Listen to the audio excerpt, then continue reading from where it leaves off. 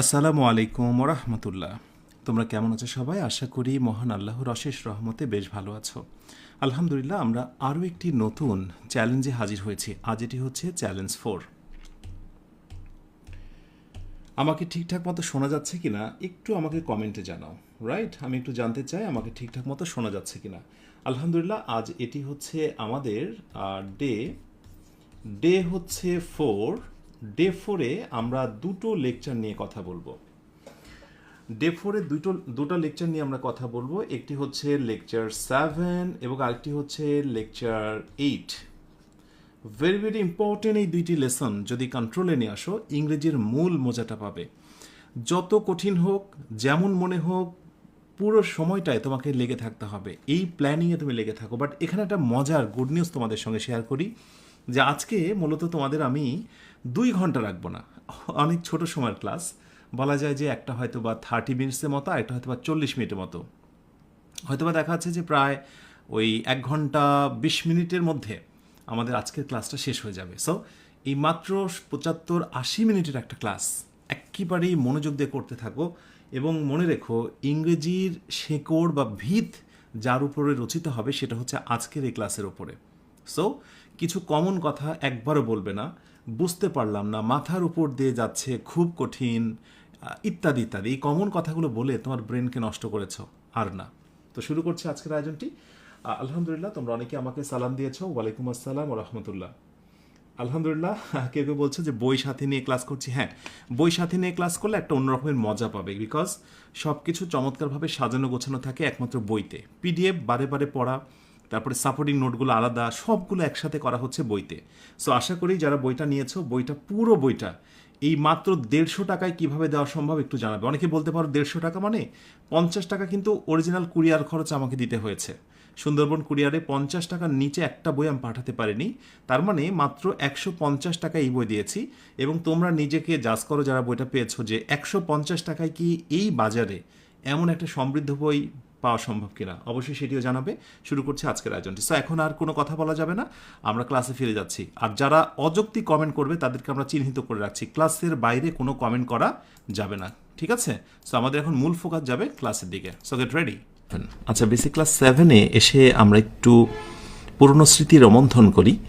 আমরা মোটামুটি লেকচার 1 থেকে শুরু করে এই পর্যন্ত এসে আমরা এদিকে বেসিক স্ট্রাকচার দেখেছি, সাবজেক্ট ভার্ব অবজেক্ট, এরপরে দেখেছি সাবজেক্ট ভার্ব কমপ্লিমেন্ট, এরপরে দেখেছি অবজেক্ট এবং কমপ্লিমেন্টের মধ্যে পার্থক্য, এরপর দেখেছি নানা ধরনের ভার্ব। এরপরে আমরা সেন্টেন্স শুরু করলাম এবং সেন্টেন্স শুরু করার পরে আজকে এটি হলো সেন্টেন্সের ওপরে চতুর্থ দিনের ক্লাস। তার মানে সেন্টেন্সের ওপরে অলরেডি অ্যাসার্টিভের বিস্তারিত আলোচনা হয়েছে। বিস্তারিত মানে বিস্তারিত বলতে যা বোঝায়।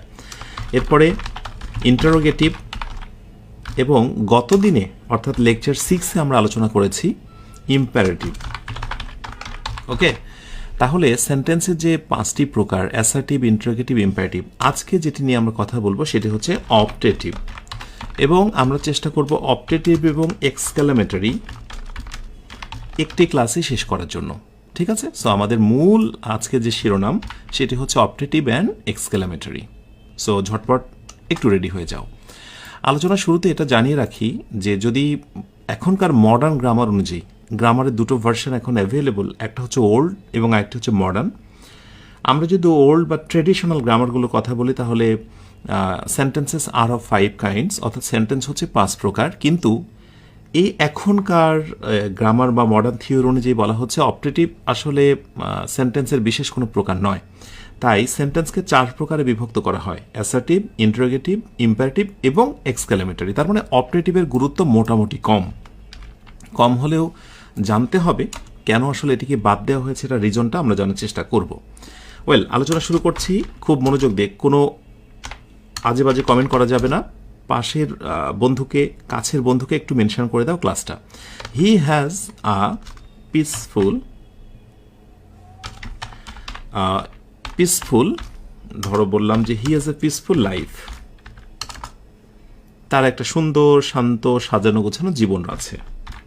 ওকে, এই বাক্যটার শুরুতে আমরা যদি কিছু একটা লাগাই, এবং একটু যদি চেঞ্জ করি অর্থগত দিক থেকে, আমি ধরো বললাম যে মে আই হ্যাভ, প্রসঙ্গত বলি বাক্যের শুরুতে যখন মে এসে গেছে, ছোট্ট এই নোটটা তোমরা অবশ্যই করে নেবে, মডাল ভার্ব পরবর্তীতে আরেকটা ভার্বের বেস ফর্ম ডিমান্ড করে। এটা একটু মনে রাখবে সবাই, মডাল ভার্ব পরবর্তীতে ভার্বের বেস ফর্ম ডিমান্ড করে।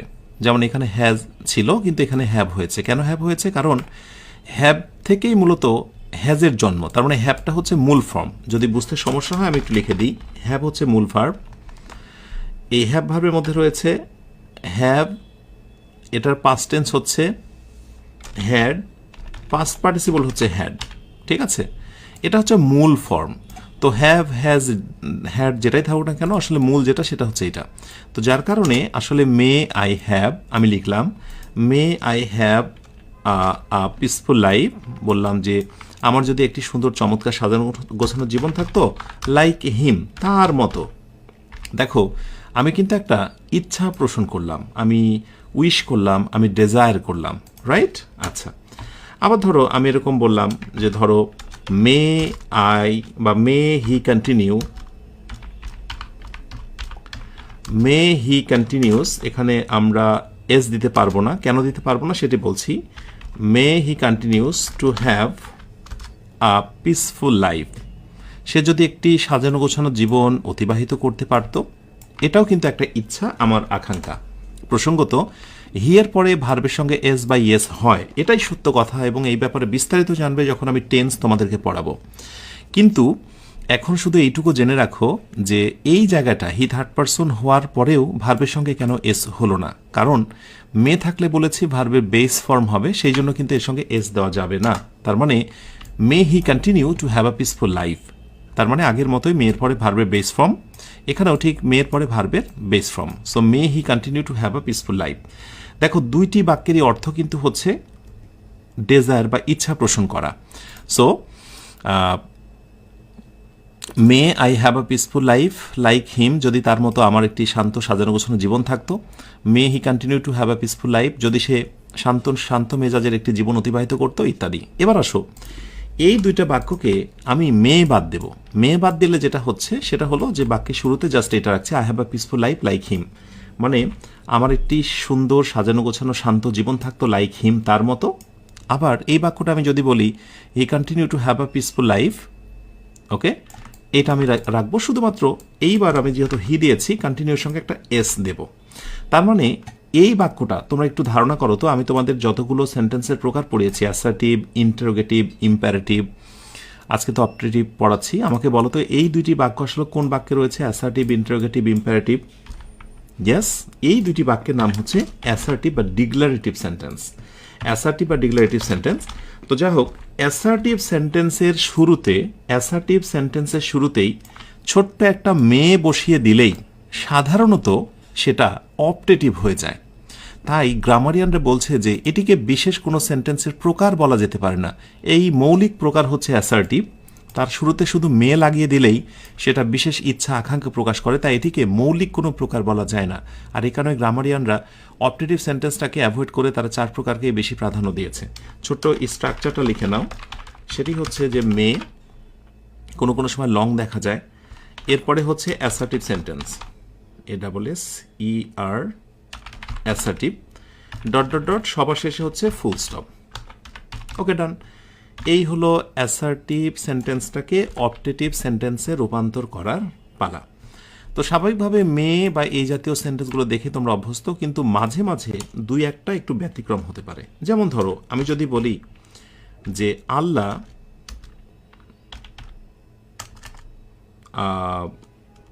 GRANT গ্র্যান্ট হিম ALLAH,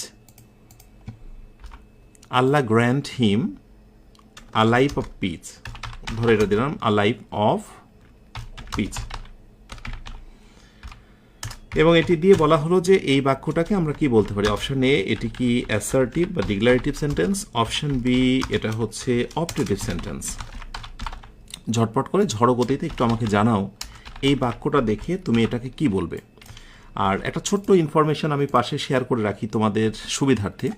সেটা হচ্ছে আমি যখন অ্যাসার্টিভ সেন্টেন্স তোমাদের আমি পড়িয়েছিলাম সেখানে বলেছিলাম যে অ্যাসার্টিভ সেন্টেন্স মানে প্রথমে থাকবে সাবজেক্ট, এরপরে হচ্ছে ভার্ব, তারপরে এক্সটেনশন এবং সবার শেষে একটা ফুল স্টপ। এটা হচ্ছে অ্যাসার্টিভ সেন্টেন্সের বৈশিষ্ট্য। তো স্বাভাবিকভাবেই তোমার মনে হতে পারে এই হচ্ছে আল্লাহ সাবজেক্ট, এই হচ্ছে ভার্ব, ওকে, এই হচ্ছে বাকি অংশ, অতএব এটাকে আমি অ্যাসার্টিভ বলতে পারি। কিন্তু অ্যাসার্টিভ দেখতে মনে হতে পারে স্ট্রাকচারালি, কিন্তু অর্থটা করো যে আল্লাহ যেন তোমাকে একটি সুন্দর শান্ত জীবন দান করেন, তোমার জন্য মঞ্জুর করেন। তো এই যে তুমি ইচ্ছা পোষণ করছো, তুমি একটা ডিজায়ার করছো, এই ডিজায়ার বা ইচ্ছা মিনিংগত দিক থেকে এটির নাম হলো অপটেটিভ। মিনিংগত দিক থেকে এটার নাম হলো অপটেটিভ। আর নিশ্চয়ই তোমাদের এটা মনে আছে যে আমরা যখন সেন্টেন্সের মৌলিক প্রকারে কথা বলি যে অ্যাকর্ডিং টু মিনিং,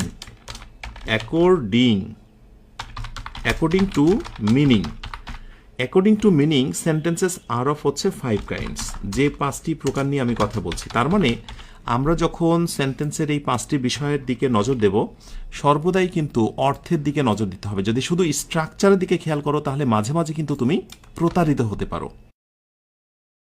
আচ্ছা, একটি বিষয় যে তোমরা এই মুহূর্তে অনেকের ভেতরেই একটা প্রশ্ন আমি দেখছি যে শুধু শুধু কমেন্ট করছো, বই অর্ডার করব কিভাবে। আচ্ছা, বই অর্ডারে আমি আজকে একটা লিঙ্ক দিয়ে দেব ক্লাসটি শেষ হলে। সো এখন কারো কাছ থেকে জানা দরকার নেই বা এ বিষয়ে হেল্প নিও না প্লিজ, চুপচাপ ক্লাস করো। তুমি জানো না একটি মুহূর্তে তুমি আমার যদি কথা মিস করে যাও কত কিছু তুমি মিস করছো। Be serious, okay? So be serious, এখন ক্লাসে মনোযোগ দাও। সকল প্রশ্নের আনসার দেবো সবার শেষে, রাইট? সো ক্লাস কন্টিনিউ করো। আমার কথা নিশ্চয়ই বুঝতে পেরেছো। Thank you so much. এই যে অনেকে তোমরা আত্মবিশ্বাস নিয়ে, রাইট? তো এখানে একটা প্রশ্ন হচ্ছে Allah grant him a life of peace. Allah third person singular একটা নাম, তাহলে গ্র্যান্টের সাথে কেন এখানে এস হলো না? এখানে কেন এস হলো না? এই একটা যদি প্রশ্ন করি তোমরা আমাকে কি বলবে? ওয়েল, হয়তো বা প্রশ্ন রেডি করছো, আর এরই মাঝে আমি এই কোয়েশ্চেন আনসারটা দিয়ে দিই। আসলে এখানে লুকোনো আছে মে আল্লাহ। সো অবশ্যই এখানে আমরা নেব মে আল্লাহ গ্র্যান্ট হিম, মে আল্লাহ গ্র্যান্ট হিম, ওকে, গ্র্যান্ট হিম, বাকি অংশ যা আছে তাই।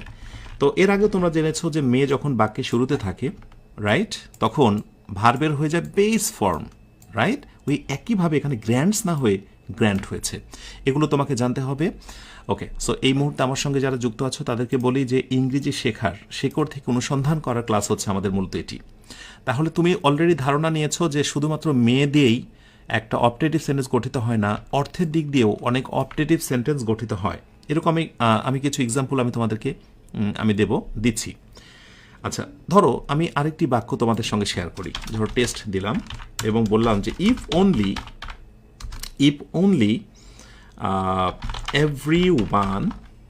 only everyone could have COULD, if only everyone could have a life of peace, প্রত্যেকে যদি একটা শান্তির জীবন পেত। আমার প্রশ্ন হচ্ছে এই বাক্যটাকে তুমি কি বলবে? অপশন এ, ভালো করে খেয়াল করো, অপশন এ এটা হচ্ছে অ্যাসার্টিভ, ASSERT, এটা কি অ্যাসার্টিভ?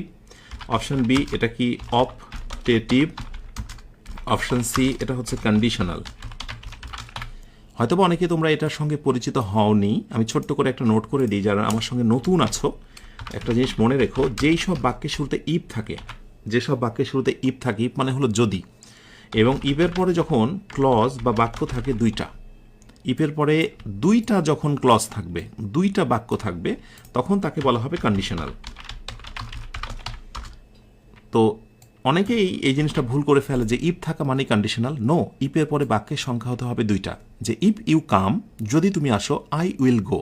এই যে you come, I will go, দুইটা বাক্য, অতএব সেটা শর্তমূলক, ইফ দ্বারা প্রযোজ্য। কিন্তু এখানে ইফ অনলি যেটা রয়েছে দেখে অনেকেই বিভ্রান্ত হতে পারো। This is not a conditional sentence. Conditional sentence হতে গেলে বাক্যের সংখ্যা হতে হবে দুইটা। এখানে বাক্য কয়টা দেখো তো? একটা। সুতরাং এটা কোনো কন্ডিশনাল সেন্টেন্স নয়। আর এটা অ্যাসার্টিভ নয়, কারণ বাংলা অর্থটা খেয়াল করো। যদি, ইফ অনলি, অনলির অর্থ এখানে আসবে না। ইফ অনলি মানেই হলো যদি প্রত্যেকেই সুন্দর একটা জীবন পেত, প্রত্যেকেই একটি সাজানো গোছানো শান্তিময় জীবন পেত, একটি বাক্য ইফ দ্বারা গঠিত হতেই পারে, কিন্তু সেটা দ্বারা ইচ্ছা প্রকাশ পেয়েছে, একটা ডিজায়ার পেয়েছে। এটা উইশ বলতে পারি আমি, একটা ডিজায়ার বলতে পারি, এগুলোই হলো অপটেটিভ। সুতরাং এই বাক্যটা definitely it's an optative sentence. তাহলে অপটেটিভ তোমরা যেটা জানতে যে মে দিয়ে শুরু, অথবা এই একটা বাক্য না, এর বাহিরেও এমন ব্যতিক্রম ধর্মী দুই একটা বাক্য আসতে পারে, মনে থাকবে। আচ্ছা, এখান থেকে অ্যাডভান্স লেভেলে এখান থেকে অ্যাডভান্স লেভেলের আমি বিভিন্ন পরীক্ষায় এই টেস্টটা আমি দেখেছি বিভিন্ন সময়, দেখি তোমরা কতজনে পারছো। ইফ অনলি, মনে রেখো ইফ অনলি মানে হচ্ছে যদি, এটা হচ্ছে হাইপোথেটিক্যাল, বিশেষ করে হলো তোমার কি বলে অতি কল্পনাপ্রবণ বাক্যগুলোতে যদি এমনটা হতো, অতি মাত্রায় কল্পনা ক্ষেত্রে ইফ অনলি ইউজ করা হয়। সো ইফ অনলি আই, ওকে, তারপরে দেব ধরো ফিল ইন দ্য গ্যাপ মোর মানি। অপশানে বলা হচ্ছে যে এখানে কি তুমি হ্যাভ দেবে নাকি অপশন বিতে হ্যাড দেবে। ঝড় গতিতে আনসারটা দিয়ে দাও। If only I dot dot more money, Bangla অর্থ আমার যদি অনেক টাকা থাকতো। মাশাআল্লাহ, অনেকে রেসপন্স করছো, কিন্তু তোমরা না অনেকে খুব দুষ্টু রয়েছো। আই মিন, গত দিনের একা ক্লাস করেছো, ক্লাসটি ভালো লেগেছে তাই তো অ্যাটেন্ড হয়েছো, কিন্তু কাছের একজন বন্ধুকে জানাওনি। তোমাদেরকে সবসময় একটা কথা বলি, খোলা মনের মানুষগুলো সবসময় উন্নতি করে, এরা অনেক ভালো থাকে, মেজাজ ভালো থাকে, হার্ট অ্যাটাকের সমস্যা কম। আমি চাই যে তোমরা সবাই ইংলিশ মজার সঙ্গে যারা যুক্ত আছো সবাই খোলা মেজাজের মানুষ হও, যা কিছু ভালো তা ছড়িয়ে দাও সবার মাঝে। এই সুন্দর ভাবনা থেকে ক্লাসটা এই মুহূর্তে একটু শেয়ার করে দাও তো, কাছের বন্ধুকে জানিয়ে দাও তো। এবং যারা শেয়ার করছো সবার জন্য দোয়া, বিশেষ করে যারা শেয়ার করছো এই মন খোলা মানুষের জন্য, আমার জন্য, মানে তোমাদের জন্য থাকবে আমার প্রাণ থেকে দোয়া। ওকে, শেয়ার করে একটু ডান লিখে দাও, আমার প্রিয় বন্ধুদের দিকে একটু নজর রাখবো আমি। Thank you. So if only আমরা এটা দিয়েছি, সো ডেফিনেটলি তোমাকে পাস্ট টেন্সে যেতে হবে। সো হ্যাভের পাস্ট টেন্স হচ্ছে হ্যাড, যেটা আমি একটু আগে তোমাদের দিয়েছিলাম একবার, যে হ্যাভ, হ্যাড, হ্যাড, মনে থাকবে। আচ্ছা, এখানে ছোট্ট একটা জিনিস তোমাদেরকে শেয়ার করি। যেমন তোমরা অনেকেই পারো যে গো, এটা পাস্ট টেন্স হচ্ছে ওয়েন্ট, এটা পাস্ট পার্টিসিপল হচ্ছে গো এন্ড গন। আমি এরকম 200টা ওয়ার্ড লিস্ট দিয়েছি তোমাদের, মনে আছে? 200 ওয়ার্ডস। এখন এই জাতীয় শব্দগুলো তোমরা মুখস্থ করেছো, যারা করনি তারা কিন্তু পিছিয়ে গেলে মুখস্থ করে নিও। ঠিক এইরকমই কিছু শব্দ তোমাকে ডিস্টার্ব করে, তার ভিতরে আমি দেখেছি হ্যাভ একটা। হ্যাভ হচ্ছে বেস ফর্ম, এটা পাস্ট টেন্স হচ্ছে হ্যাড, পাস্ট পার্টিসিপল হচ্ছে হ্যাড, মুখস্থ রেখো। এরপরে আমি আরেকটা দেখেছি, এবং সেটা হচ্ছে তোমার বি ভার্ব। বি মানে হচ্ছে অ্যামিজার, ঠিক আছে? বি মানে হলো অ্যামিজার, এম, এরপরে ইজ, এরপরে আর। এটার পাস্ট টেন্স হচ্ছে ওয়াজ এবং ওয়ার, আর পাস্ট পার্টিসিপল হচ্ছে বিন। একবার ঠুটস্থ মুখস্থ করে নাও, মুখস্থ করছো না তো খুব বেশি দিন না, যেদিন এই জিনিসটার ব্যবহার তোমরা দেখতে পাবে। ওকে, সো আই, এরপরে আমরা পাস্ট টেন্স করবো, সেই জন্য হ্যাড হবে। পাশে ছোট্ট করে একটা নোট করে নাও, যদি ইফ অনলি কোথাও থাকে, ইফ অনলি প্লাস এরপরে সাবজেক্ট হলে সর্বদাই কিন্তু V2 হবে, বা যেটাকে আমরা বলি পাস্ট টেন্স হবে। কি হবে বলো তো? পাস্ট টেন্স হবে। ব্যাস, আমরা অপটেটিভ সেন্টেন্সের মোটামুটি বলা যায় যে আমরা ভেতর থেকে বাহির পর্যন্ত চলে এসেছি। এবার কিছু জায়গায় তোমাদের ডাউট থাকতে পারে। সে ডাউটটা কি? সন্দেহটা কি? ডাউটটা হলো, আমি একটু মার্কিং করছি, ডাউটটা হলো যে ধরো কিছু সময় বলা হয় যে may I come in sir, may come in, প্রশ্নবোধক চিহ্ন। ওকে, আবার এই সেম মেটাই আমরা যখন বাক্যের শুরুতে ব্যবহার করছি, যে may I be with you, আমি যদি তোমার পাশে থাকতাম। মজার কথা হলো মে দিয়ে শুরু, শেষে প্রশ্নবোধক ইয়েস, এটা হলো ইন্টারোগেটিভ, TERROGATIV, ইন্টারোগেটিভ। ওকে, আমাকে বলো তো দেখি ইন্টারোগেটিভের ভেতরে এই ধরনের প্রশ্নগুলোর নাম কি? যাদের মনে নেই একটু মনে রাখো। যখন কোনো অক্সিলারি ভার্ব দিয়ে প্রশ্ন হবে, মডাল ভার্ব দিয়ে, এগুলো নিয়ে কথা বলবো, এগুলোর নাম হচ্ছে yes no question, yes no question. So may দিয়ে শুরু হয়েছে, শেষে প্রশ্নবোধক, এটার নাম ইন্টারোগেটিভ। অথচ মে দ্বারা শুরু হয়েছে, শেষে ফুল স্টপ, এটার নাম হলো অপটেটিভ। এটা দ্বারা ইচ্ছা প্রকাশ করেছে, অপটেটিভ, অপটেটিভ, অপটেটিভ। এবং একটা মজার কথা হচ্ছে যে তোমরা যখন কম্পিউটারে লিখবে, দেখবে অপটেটিভ লেখার নিচে কিন্তু একটা রেড লেখা রয়েছে, তুমি খেয়াল করো। ইন্টারোগেটিভ কোনো সমস্যা নেই, কিন্তু অপটেটিভ লিখলেই এটার নিচে রেড। এর পেছনে কারণটা কি জানো? কারণ হচ্ছে অপটেটিভ এই সেন্টেন্সটাকে স্বয়ং ডিকশনারি এবং গ্রামারটাও খুব বেশি অ্যাপ্রুভ করে না। ঠিক আছে, ওকে। ব্যাস, আমরা এইবার অপটেটিভ থেকে আমরা চলে আসতে পারি কোথায়? ও আচ্ছা, আরেকটি বাক্য আমি তোমাদেরকে দিতে চাই। তোমরা এরকম একটা বাক্য দেখো অনেক সময়, যে লং লিভ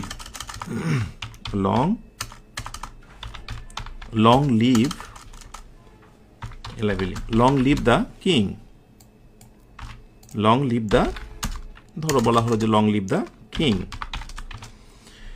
এই টাইপের বাক্যগুলো তোমরা দেখে দেখে অভ্যস্ত। আসলে লং লিভ দ্য কিং এটা আসলে পরিপূর্ণ বাক্য না, এটা হচ্ছে মডিফাইড বাক্য। মডিফাইড মিনস হচ্ছে এই বাক্যটার অরিজিনাল যে রূপ সেটা হচ্ছে may the king live long. Sorry, আমি যখনই এল লিখছি, লিভ লং। ওকে, এই হচ্ছে পরিপূর্ণ বাক্য। তাহলে প্রশ্ন হচ্ছে দুইটার মধ্যে পার্থক্য কি? এইটা বেসিক্যালি এইটা হচ্ছে তোমার নর্মালি রাইটিংয়ের জন্য প্রযোজ্য। নর্মাল রাইটিং আমরা যেখানে লিখছি, বলছি, সেই সব জায়গার জন্য এই বাক্যটা প্রযোজ্য, যেটা আমি শেখালাম। আর লং লিভ দ্য কিং এটা হচ্ছে বেসিক্যালি লিটারারি ওয়ার্ক বা লিটারেচারের জন্য, সাহিত্যের জন্য। লেখকরা বিভিন্নভাবে একটি বাক্যকে মডিফাইড করে চমৎকারভাবে লেখেন, সেই সব জায়গাতে সাধারণত এই ধরনের বাক্যগুলো দেখা যায়। Long live the king, long live the queen, etcetera. ঠিক আছে, সো মোটামুটি রাজা দীর্ঘজীবী হোক, হ্যাঁ, এটা। আমি কি ভেতরে আসতে পারি, আমি কি তোমার সাথে থাকবো। একজনের প্রশ্ন হচ্ছে, স্যার বাংলা বলে দিন। আমি প্রতিটারই কিন্তু বাংলা বলছি। ওকে, সো অপটেটিভ থেকে আমি বিদায় নিতেই পারি, এবং আমার বিশ্বাস অপটেটিভে সম্ভবত এর বাহিরে আর তোমার কিছুই জানার প্রয়োজন হবে না। এবার অপটেটিভের পর আমরা চলে আসবো কিসে বলো তো? WRT writing. এক্সক্লেমেটরি। ঠিক আছে, খুব মনোযোগ দিতে হবে। ওকে, এক্সক্লেমেটরি বললেই সাধারণত স্মৃতিতে ভেসে ওঠে যে এই চিহ্নের কথা, রাইট? আমি তো অনেক সময় ফান করে বলি যে এটা ভয়ঙ্কর একটা চিহ্ন। ধরে নেওয়া যাক নিচেরটা হলো মাথা আর উপরেরটা হচ্ছে একটা পেরেক। তো মাথা সবসময় টেনশনে আছে কখন না তার মাথায় পেরেক পড়ে। আচ্ছা, এবার মাথা যদি টেনশনে থাকে যে কখন মাথায় পেরেক পড়বে, তখন সে কি থাকবে? আতঙ্কে থাকবে না? হ্যাঁ। সে বিস্ময়ের মধ্যে থাকবে না? হ্যাঁ।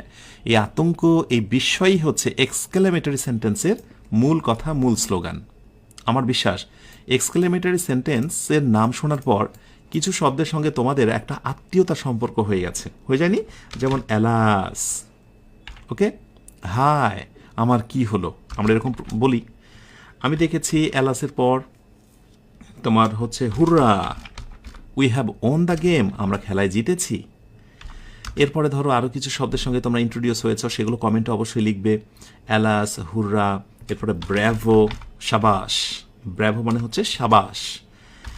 তারপরে কি আছে, যেমন এখন আধুনিক সময়ে দেখা যায় ওয়াও, এই শব্দটার পরেও কিন্তু এই চিহ্নটা বসছে। এগুলো হচ্ছে একেবারে আধুনিক এক্সক্লেমেটরি ওয়ার্ড। তারপরে অপস, আমরা বলি না অপস, এইরকম অপস দেখবে, এগুলো হচ্ছে আধুনিক শব্দ। এরপরে একটা শব্দ আছে তৃপ্তির নিঃশ্বাসের ক্ষেত্রে বলা হয়। এরপরে ধরো তুমি জি, এই শব্দটা এই জি এর পরেও কিন্তু বসে। এছাড়াও আরও কিছু শব্দ হয়তো বা রয়েছে, তোমরা অনেকেই কমেন্টে লিখবে। হ্যাঁ, সুন্দর, এই যে হুশ, হ্যাঁ সুন্দর, অনেকে লিখেছ। ফাই, হ্যাঁ, ছি, এই টাইপের শব্দগুলো। এই শব্দগুলো যে এক্সক্লেমেটরি শব্দ আমি সেটা জানি, এবং এখান থেকে তোমরা একটা চমৎকার ধারণা নিয়ে রাখো। স্ট্রাকচার, STRUCT, স্ট্রাকচার, এক্সক্লেমেটরি সেন্টেন্সের স্ট্রাকচার হচ্ছে দুইটা। কয়টা স্ট্রাকচার? দুইটা। নাম্বার ওয়ান হলো যদি এই ওয়ার্ডগুলো যদি কখনো বসে, তাহলে এইখানে একটা চিহ্ন হবে, আর সবার শেষে হবে ফুল স্টপ।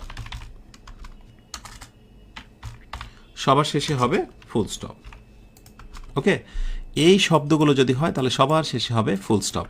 আরেকটি নিয়ম হচ্ছে, কোনো বাক্যের শুরুতে যদি হোয়াট এবং হাউ থাকে, তাহলে ওটা দ্বারাও বিস্ময় প্রকাশ পায়, কিন্তু চিহ্ন হবে সবার শেষে। তার মানে এক্সক্লেমেটরি সেন্টেন্সে চিহ্ন থাকে দুই জায়গায়, একটা হচ্ছে ওয়ার্ডের পর এবং আরেকটা হচ্ছে হোয়াট বা হাউ দিয়ে কোনো বাক্য শুরু হলে সবার শেষে। এখন আমি জানি তোমরা যারা আমার সঙ্গে যুক্ত হয়েছে অনেকে হয়তো মনে মনে ভাবছো, স্যার হোয়াট এবং হাউ দিয়ে তো কোনো কিছু শুরু হলে শেষে তো প্রশ্নবোধক চিহ্ন হওয়ার কথা ছিল।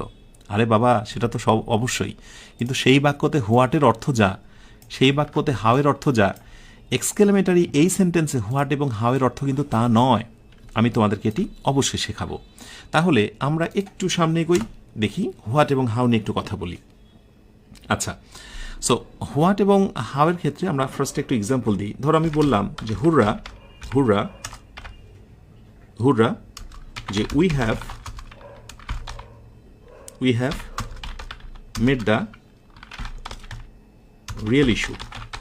মানে হয় কি যে কোনো একটা ঘটনা শুরুতে আনন্দের সাথে আমরা বলি যখন হুররা we have made the real issue, যে হ্যাঁ আমরা আসল ইস্যুকে ফেস করেছি, মিট করেছি। এখন আমার প্রশ্ন হলো হুররা এরপরে কি হবে, নাকি সবার শেষে চিহ্ন হবে? রাইট, জেনেছো যে যখন এই টাইপের শব্দগুলো থাকে হুররা, অ্যালাস, ব্রেফো, এগুলোর পরে কি হবে? এই চিহ্নটা। ওকে, এটা একটা কথা যে হুররা we have made the real issue. হ্যাঁ, যে কতই না মজার, চমৎকার যে আমরা আসল বিষয়টা ফেস করেছি বা আসল বিষয়টা, আচ্ছা এখানে আমরা ফেস্ট দিতে পারি। হ্যাঁ, ওকে। আর হোয়াট বা হাউ দিয়ে যদি আমরা কোথাও প্রশ্ন দিই, হোয়াট বা হাউ দিয়ে, চলো এবার হোয়াট বা হাউ নিয়ে একটু কথা বলি। যখন একটি বাক্য দেওয়া হচ্ছে what a beautiful garden it is. বাগানটি কি সুন্দর। আমরা বলছি বাগানটি কি সুন্দর, যদি এখানে হোয়াটের অর্থ কি, কিন্তু এটা বিস্ময়। আমি বলছি না বাগানটি কি সুন্দর, না, বরং বলছি বাগানটি কি সুন্দর। বলার মধ্যেই ধারণটি আলাদা। So what a beautiful garden it is. এইবার চিহ্নটা বিশ্বসূচক হবে সবার শেষে, বিকজ এটি হচ্ছে নিয়ম। আবার আমি যদি হাউ দিয়ে একটা বাক্য লিখি, এই আলোচনাটা খুবই গুরুত্বপূর্ণ। আমি চাইবো যে প্রত্যেকেই মনোযোগ দিয়ে প্রতিটা মোমেন্ট খেয়াল করো। আমি যদি ধরো বলি যে হাউ বিউটিফুল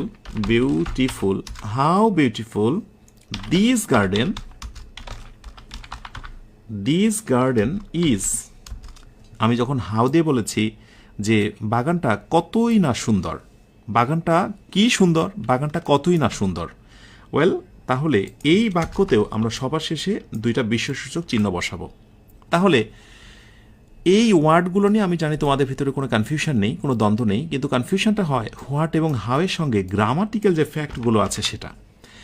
এই জিনিসটার রহস্য উন্মোচন করার পূর্বে আমি তোমাদেরকে একটা মূল, মানে রুট যে বাক্যটা, রুট সেন্টেন্স, যে সেন্টেন্স থেকে অন্যান্যগুলোর উৎপত্তি হয়, সেরকম একটা সেন্টেন্স আমি তোমাদেরকে লিখি। ধরো আমি লিখলাম this is a বিইএইউটিআইএফইউএল, this is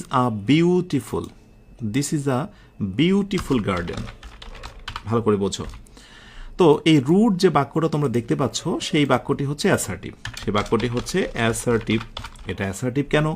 this is a beautiful garden, এটা চমৎকার বাগান, বিকজ এই হচ্ছে সাবজেক্ট, দিস ইজ হবে, এই হচ্ছে সাবজেক্ট, এই হচ্ছে ভার্ব, এই হচ্ছে এক্সটেনশন বা বাকি অংশ।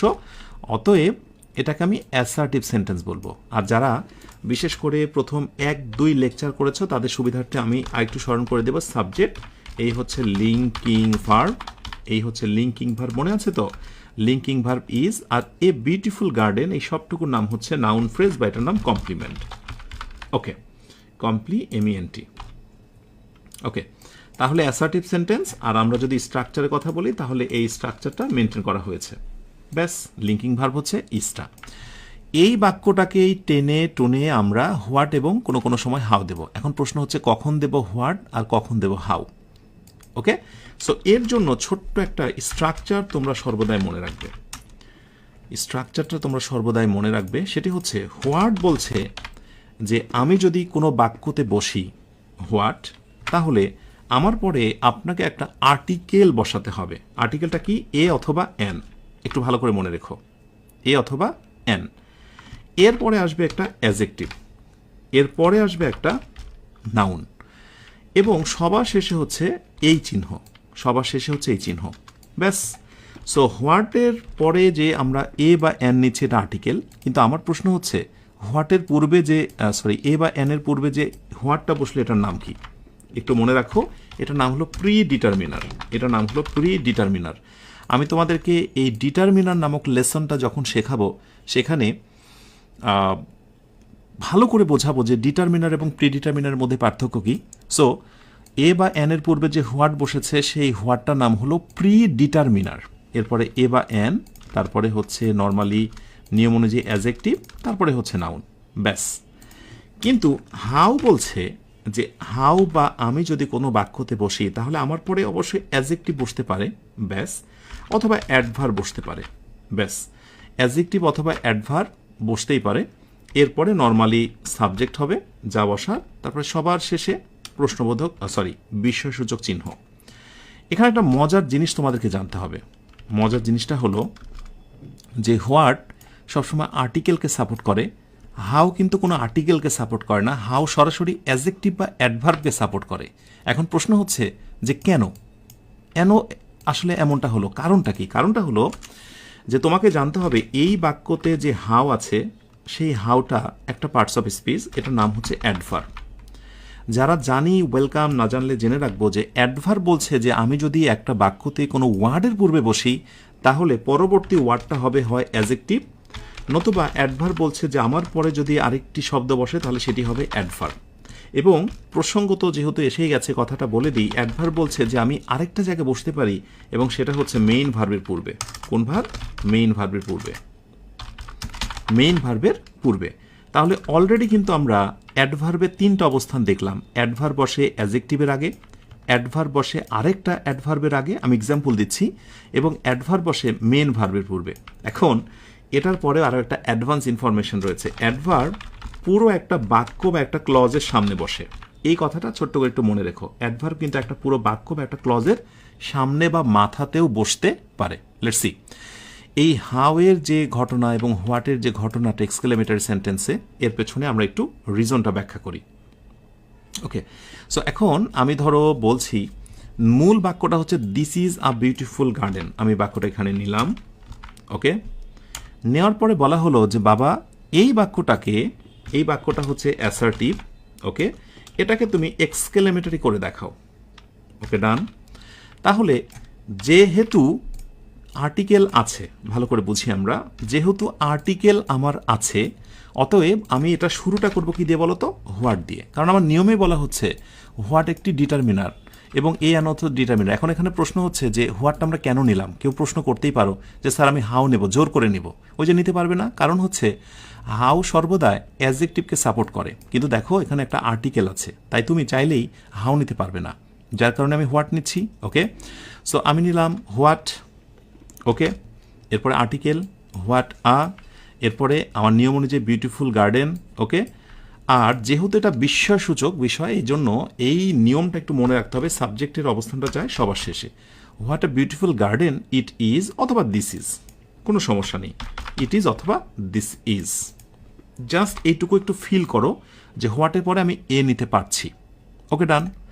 এখন আমার একটা প্রশ্ন হলো যে আমি যদি হোয়াটের পরিবর্তে এখানে হাউ নিই তাহলে আমি কিন্তু আর্টিকেল নিতে পারবো না।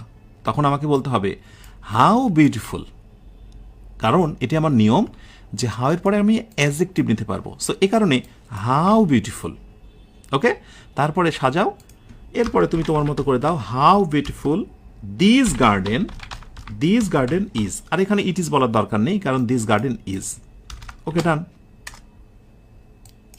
এখন যে ঘটনাটা দাঁড়ালো যে এই বাক্যটাকে ভেঙে যখন আমি এটা করলাম আর এই বাক্যটাকে ভেঙে যখন আমি এটা করলাম, এই দুইটা কি এক?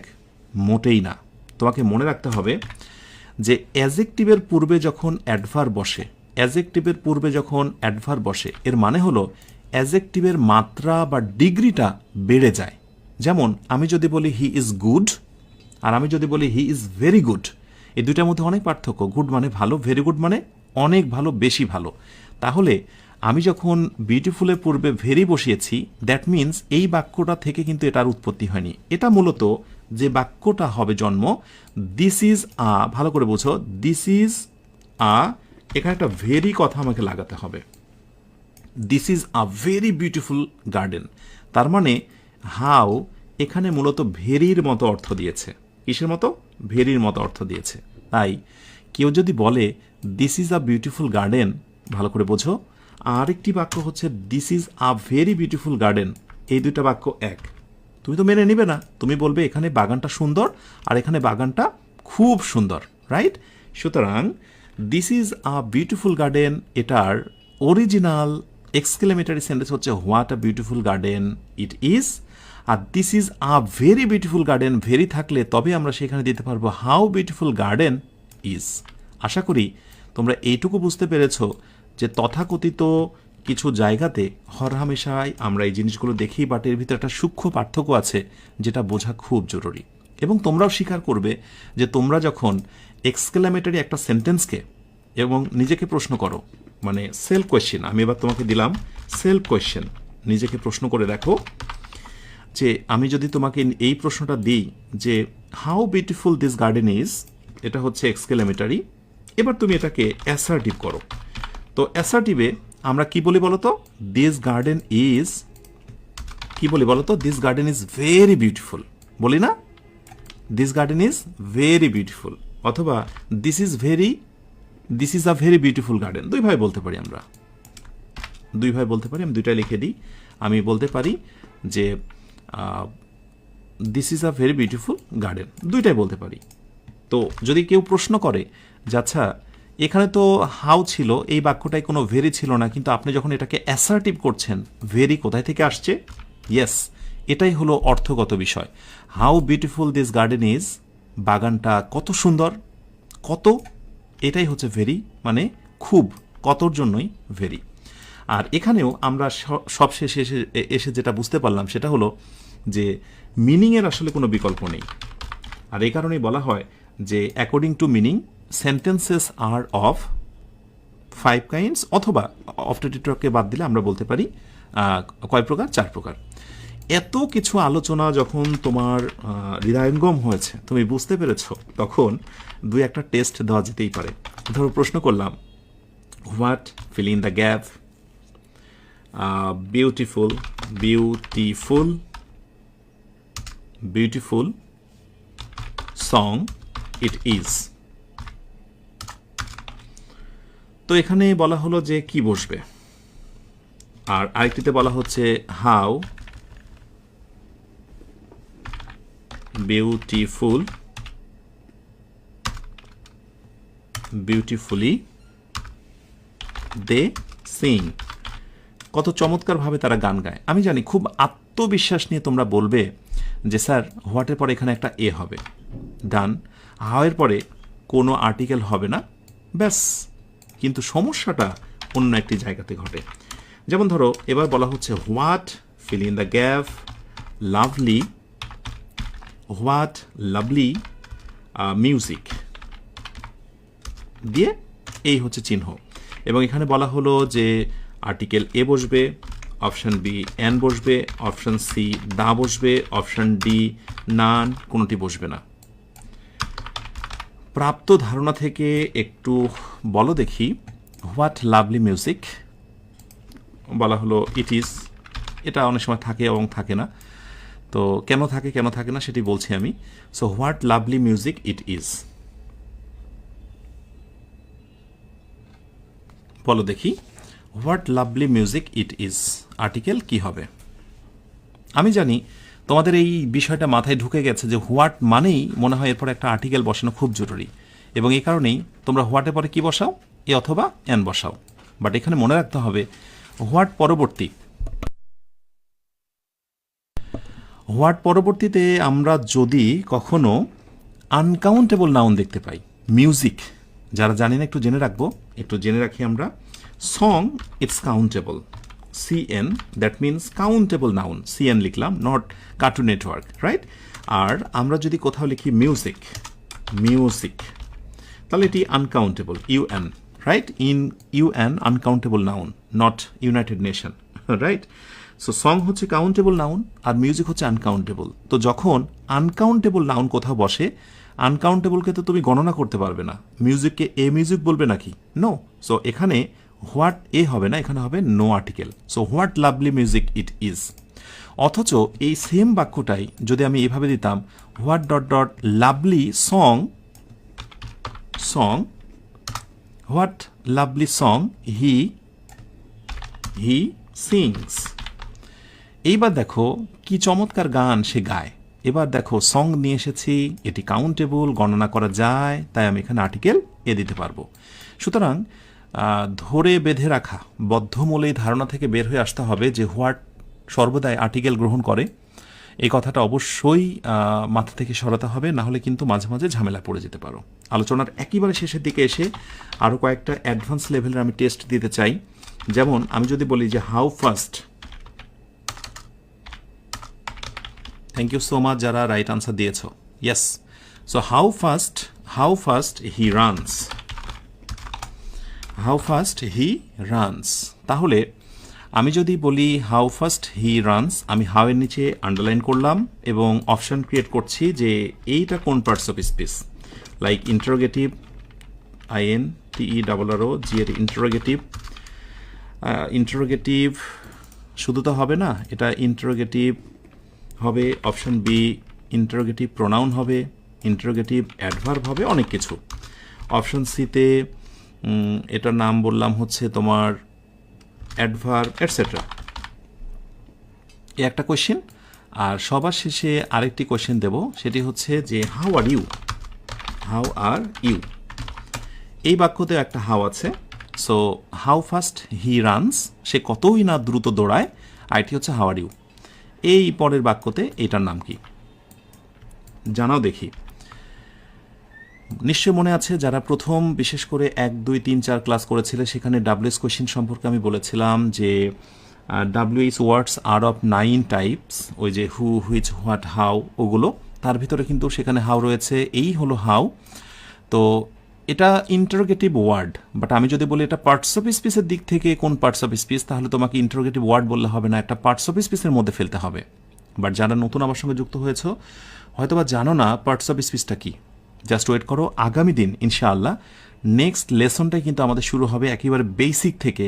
পার্টস অফ স্পিচের উৎপত্তি, ইংরেজিতে এটার প্রয়োজনীয়তা, পার্টস অফ স্পিচ কোনগুলো জানা খুবই আবশ্যক, একেবারে তৃণমূল রুট থেকে আমি সেগুলো শেকড় অনুসন্ধান করবো ইনশাআল্লাহ। So how fast he runs, আমরা এখানে হাউ পেয়েছি, এই হাউটাকে আমরা কি বলতে পারি? ইয়েস, এই আনসারটা দেওয়ার পূর্বে আমি ছোট্ট করে একটা শর্টকাট নোট দিয়ে দিই, যেটা আমি অলরেডি দিয়েছি তোমাদের, যে একটা অ্যাডভার্ব আরেকটা অ্যাডভার্বকে মডিফাই করে। তোমরা যারা জানো না একটু জেনে রাখো। ফাস্ট মানে দ্রুত, হাউ ফাস্ট কত দ্রুত, হি রানস সে দৌড়ায়, কত দ্রুত সে দৌড়ায়, তার মানে দ্রুতটাকে হাউ দিয়ে তার ডিগ্রিটাকে মাল্টিপুল করা হয়েছে, দ্বিগুণ হারে বাড়িয়ে দেওয়া হয়েছে, হাউ ফাস্ট হি রানস। তাহলে এই জায়গায় আমরা হাউটাকে কি বলতে পারি? ইয়েস, অ্যাডভার্ব বলতে পারি। Simply this is called adverb. Clear? এখন নিচের বাক্যটা এসে আমরা আবার হাউটাকে কি বলতে পারি। দেখো একটা কথা বলি, ইংরেজির কঠিন লাগাটা কিন্তু এখান থেকে শুরু হয়। যে কোনো এক সময় তুমি একটা শব্দকে নাউন জেনেছো, কিন্তু অন্য কোনো একটা বাক্যতে সেটা হয়েছে অ্যাডজেক্টিভ, অথবা যে ওয়ার্ডটাকে তুমি অ্যাডজেক্টিভ জেনেছো, অবস্থান ভেদে ব্যবহার উপর ভিত্তি করে সেটা আবার হয়ে গেছে নাউন বা অন্য কোনো পার্টস অফ স্পিচ। এই জিনিসটা যেদিন তুমি উপলব্ধি করতে পারবে, আমার বিশ্বাস সেই দিনই তুমি ইংরেজি শেখাটা পূর্ণ করতে পারবে। সো হাউ আর ইউ, এই বাক্যে হাউটাকে কি বলতে পারি? ইয়েস, এটা ইন্টারোগেটিভ ওয়ার্ড, এটা ডাব্লিউএস ওয়ার্ড, কিন্তু এমন অপশান তো নেই, ইন্টারোগেটিভ বলে তো কোনো কথা নেই, এটা হবে ইন্টারোগেটিভ অ্যাডভার্ব। মনে রেখো, এটার নাম হলো interrogative adverb. How are you, এটা হলো ইন্টারোগেটিভ অ্যাডভার্ব। ঠিক আছে? এরকম ইংরেজিতে ডাব্লিউএস ওয়ার্ডের ভিতরে 3টা ইন্টারোগেটিভ অ্যাডভার্ব আছে, একটু মনে রেখো তোমরা, হাউ, হোয়ার এবং হচ্ছে হোয়েন, WHEN, হোয়েন। ঠিক আছে? হাউ, হোয়ার, হোয়েন, এরা সারা জীবন সবসময় এরা হয় ইন্টারোগেটিভ অ্যাডভার্ব। এই 3টা ব্যতীত অন্যান্য যে ডাব্লিউএস ওয়ার্ডগুলো আছে তারা হয়ে যায় ইন্টারোগেটিভ প্রোনাউন। ঠিক আছে?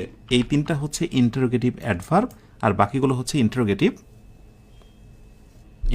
প্রোনাউন। ক্লিয়ার? সো আশা করি বুঝে নিয়েছো যে হাউটা, হোয়ার এবং হোয়েন আজীবনে ইন্টারোগেটিভ অ্যাডভার্ব। যারা বলতে পেরেছো তোমাদের সবাইকে অভিনন্দন। আলোচনার শেষে কিছু কনফিউজিং বিষয় নিয়ে বলে আজকের আলোচনাটা ইতি টানতে চাই। লাইক আমি যদি প্রশ্ন করি happy journey, HAPPY, happy journey, এবং শেষে একটা এক্সক্লেমেটরি মার্ক দিলাম, journey, JOURNEY, journey, happy journey.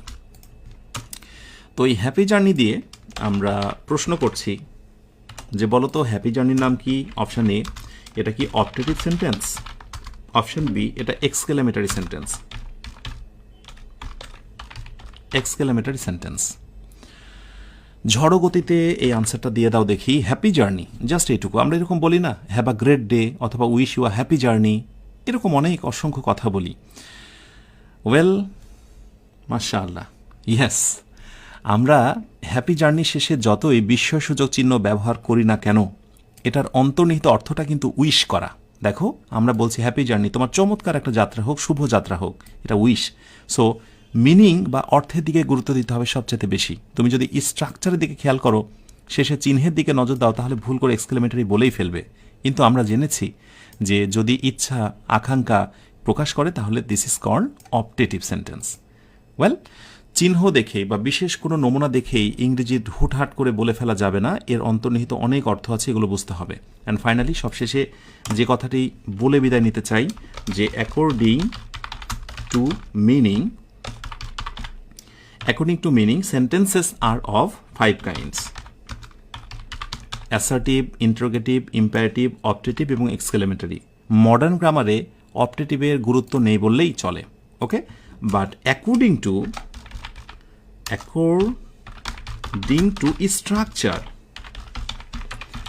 Two structure সেন্টেন্সের সংখ্যা হচ্ছে কয়টা বলো তো? সেন্টেন্সের সংখ্যা হচ্ছে 3টা। এটা আমরা যদিও পরে কথা বলবো, সেটি হচ্ছে সিম্পল, কমপ্লেক্স এবং কম্পাউন্ড। এখন শিখতে হবে না, শুধু শুনে রাখো, সিম্পল, কমপ্লেক্স অ্যান্ড কম্পাউন্ড। এবং আরেকটি প্রাসঙ্গিক বিষয় বলি যে মডার্ন গ্রামার অর্থাৎ সমসাময়িক যে গ্রামারে আলোচনা চলছে, তারা সেখানে কি বলছে জানো? তারা বলছে যে সেন্টেন্সের বেসিক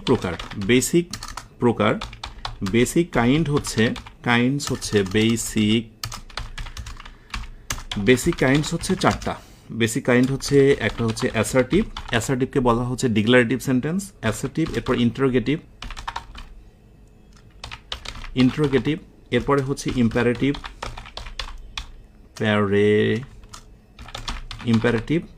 অপটেটিভকে তারা বাদ দিয়েছে এবং এখানে বলেছে এক্সক্লেমেটরি,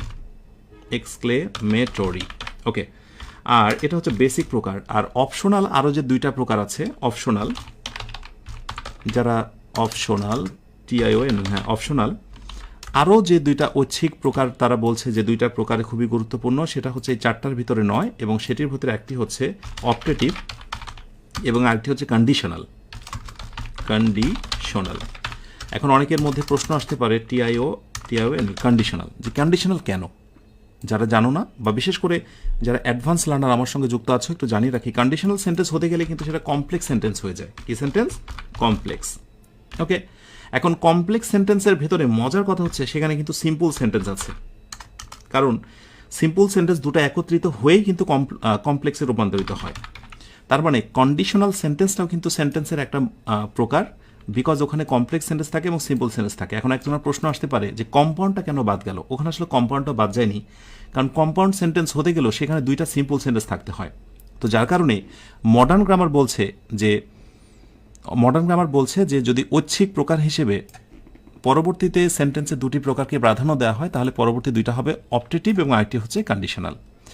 এই বিষয়গুলো নিয়ে বিশদ কথা বলা যাবে ইনশাল্লাহ পরবর্তী লেসনে। যারা আমার সঙ্গে শুরু থেকে শেষ পর্যন্ত আছো, ক্লাসটি কেমন লেগেছে, কতটা ইনফরমেশন যুক্ত ছিল, একটু কমেন্টে জানাও।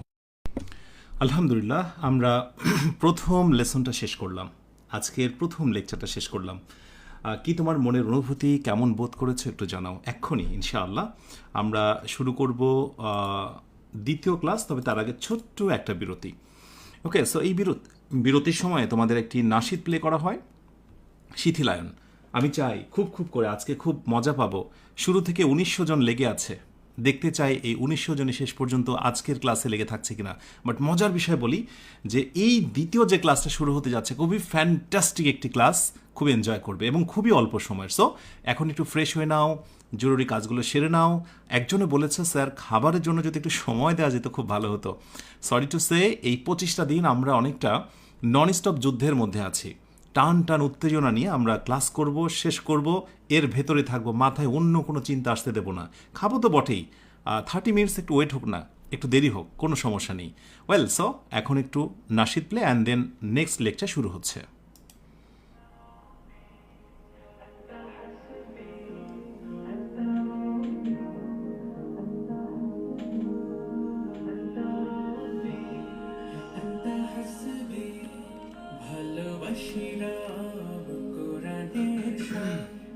রসুলের দেখা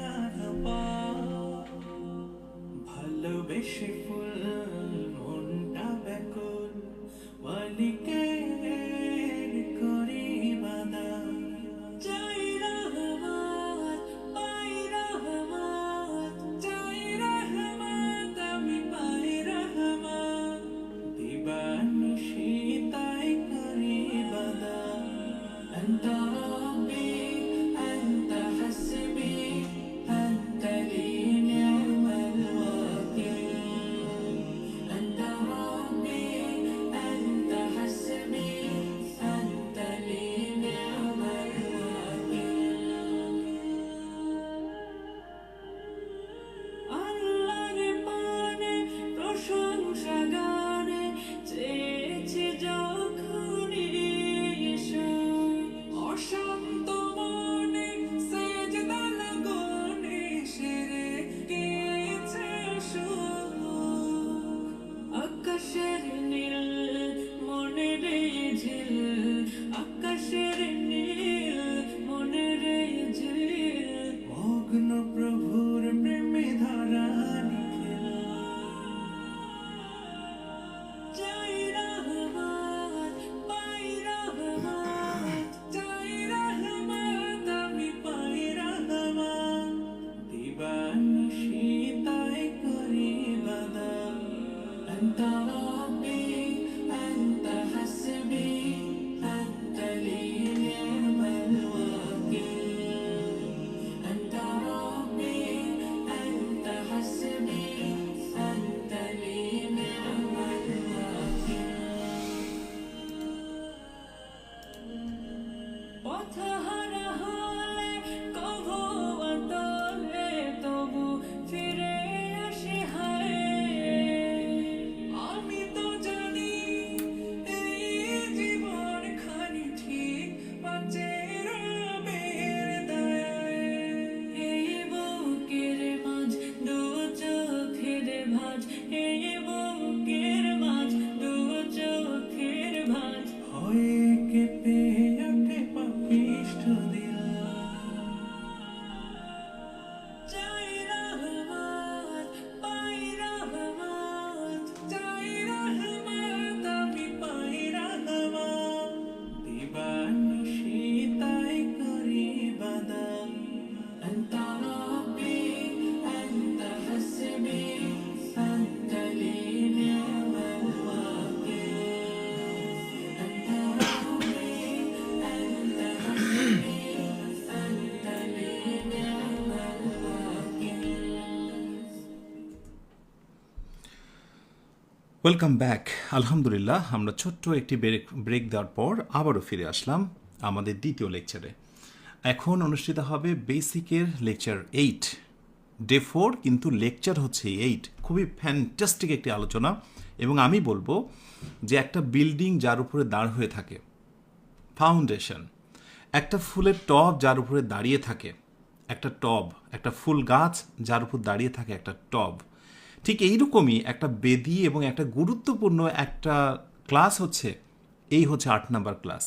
8 নম্বর ক্লাসটা ভালো করে বোঝো, খুবই অল্প সময়ের ক্লাস, ইনশাআল্লাহ ইংরেজি তোমার কাছে অনেক সহজ হয়ে যাবে। আর হ্যাঁ, আরেকটি কথা, আজকে কিন্তু এটা প্রমাণ রাখতেই হবে যে শুরু থেকে শেষ পর্যন্ত আমরা যতজন ছিলাম ততজনই আছি, রাইট? সো এখন কোনো কথা বলা যাবে না, জাস্ট ক্লাস। এবং ক্লাসের শেষে তোমাদের জন্য খুবই গুরুত্বপূর্ণ কয়েকটি কথা রয়েছে, বিশেষ করে যারা বই অর্ডার করনি কিছু এই বিষয়ে ইনফরমেশন দেবো, রাইট? সো এখন আমরা ক্লাসে ফিরে যাব।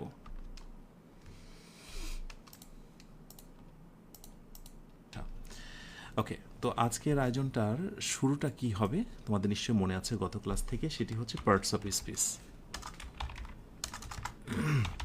Parts of speech. Okay, so parts of স্পিচের এটাকে আমরা বলবো ইন্ট্রো ক্লাস। কি ক্লাস? Intro class. মানে পার্টস অফ স্পিচ নিয়ে আমরা অনেক কথা বলবো। কেন বলবো? কারণ পার্টস অফ স্পিচটাই হচ্ছে পুরো ইংরেজি গ্রামার। কারণ পার্টস অফ স্পিচের বাইরে তো আর ইংরেজি কিছুই নেই। তোমরা অনেকে হয়তো বলতে পারো যে পার্টস অফ স্পিচের বাইরে নেই, তাহলে উমুক তমুক টপিক পার্টস অফ স্পিচের বাইরে তো দেখা যায়। আচ্ছা, আমি সেগুলোই তোমাদেরকে দেখানোর চেষ্টা করবো যে আসলে পার্টস অফ স্পিচের বাইরে আসলে কোনো টপিক নেই। ঠিক আছে, আচ্ছা একটু wait. Okay, so parts of স্পিচের ইন্ট্রো ক্লাসে প্রথমত একটা বেসিক প্রশ্ন করি তোমাদের, সেটা হচ্ছে যে হোয়াট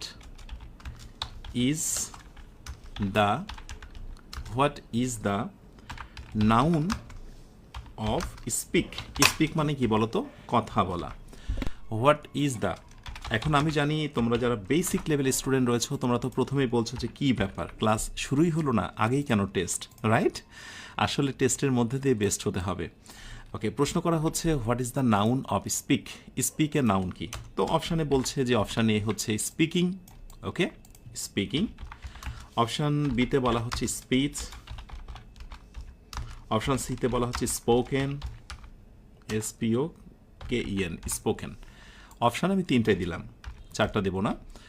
তো প্রাপ্ত ধারণা থেকে একটু ধারণা নাও তো, স্পিকের আসলে নাউন কি হতে পারে? What's the noun of speak? Thank you so much. আমি অলরেডি দেখতে পেয়েছি তোমরা অনেকে রাইট উত্তর দিয়েছ। স্পিক মানে হলো কথা বলা, মনে রেখো ইটস আ ভার্ব। এটা হচ্ছে ভার্ব। স্পিক মানে কথা বলা, আমি লিখে রাখছি এখানে স্পিক, এটা হচ্ছে ভার্ব ছোট্ট করে। এটা যদি ভার্ব হয়, এটা নাউন হলো স্পিচ মানে হচ্ছে কথা। মনে রেখো স্পিচ মানে হচ্ছে কথা, আমার তোমার কথাগুলোই হচ্ছে স্পিচ। সো রাইট আনসারটা ফার্স্টে আমি একটু দাগিয়ে দিই। তাহলে ভার্ব থেকে মূলত স্পিচের জন্ম হয়েছে, এটিকে আমরা নাউন বলছি। আমি জানি বেসিক লেভেলের অনেক স্টুডেন্ট আমার সঙ্গে এই মুহূর্তে ক্লাস করছো, যারা অবাক হয়ে যাচ্ছ যে স্পিক মানে কথা বলা, সেটা জানতাম, কিন্তু স্পিচ শব্দটা যে নাউন আমি এটা কীভাবে জানবো? আচ্ছা, এটা হলো মুখস্থ অংশ। আমি এর আগে তোমাদের বলেছিলাম না যে 200টা আমি ভোকাবুলারি দেবো, যেগুলো মুখস্থই করতে হবে। দেখবে সেখানেও কিন্তু এটা রয়েছে, তোমার ওই পেইড ব্যাচে যারা যুক্ত আছে আমি তাদের দিয়েছি সেখানে 200টা ভোকাবুলারি। সো এই যে স্পিক শব্দটি ভার্ব, তার হচ্ছে স্পিচ। আমরা এই স্পিচ নিয়ে আজকে কথা বলবো।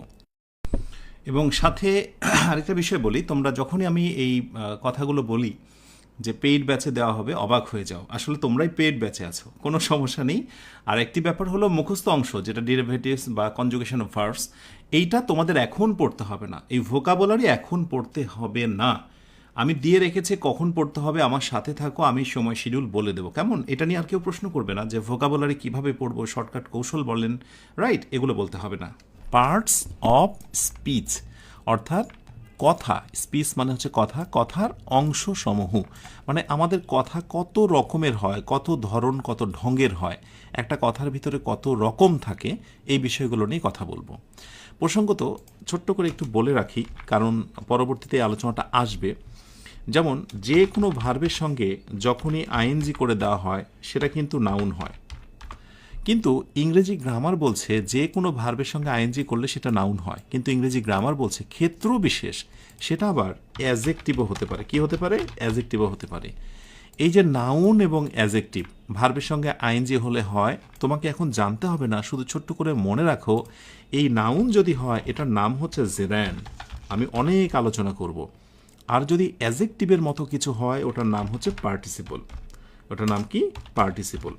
এবার একটা কথা বলো তো, আমি তোমাদের জেরান্ড এবং পার্টিসিপল এই ক্লাসে শেখাচ্ছি না, কিন্তু দেখো তো নামটা তোমাদের কাছে পরিচিত মনে হচ্ছে কি না?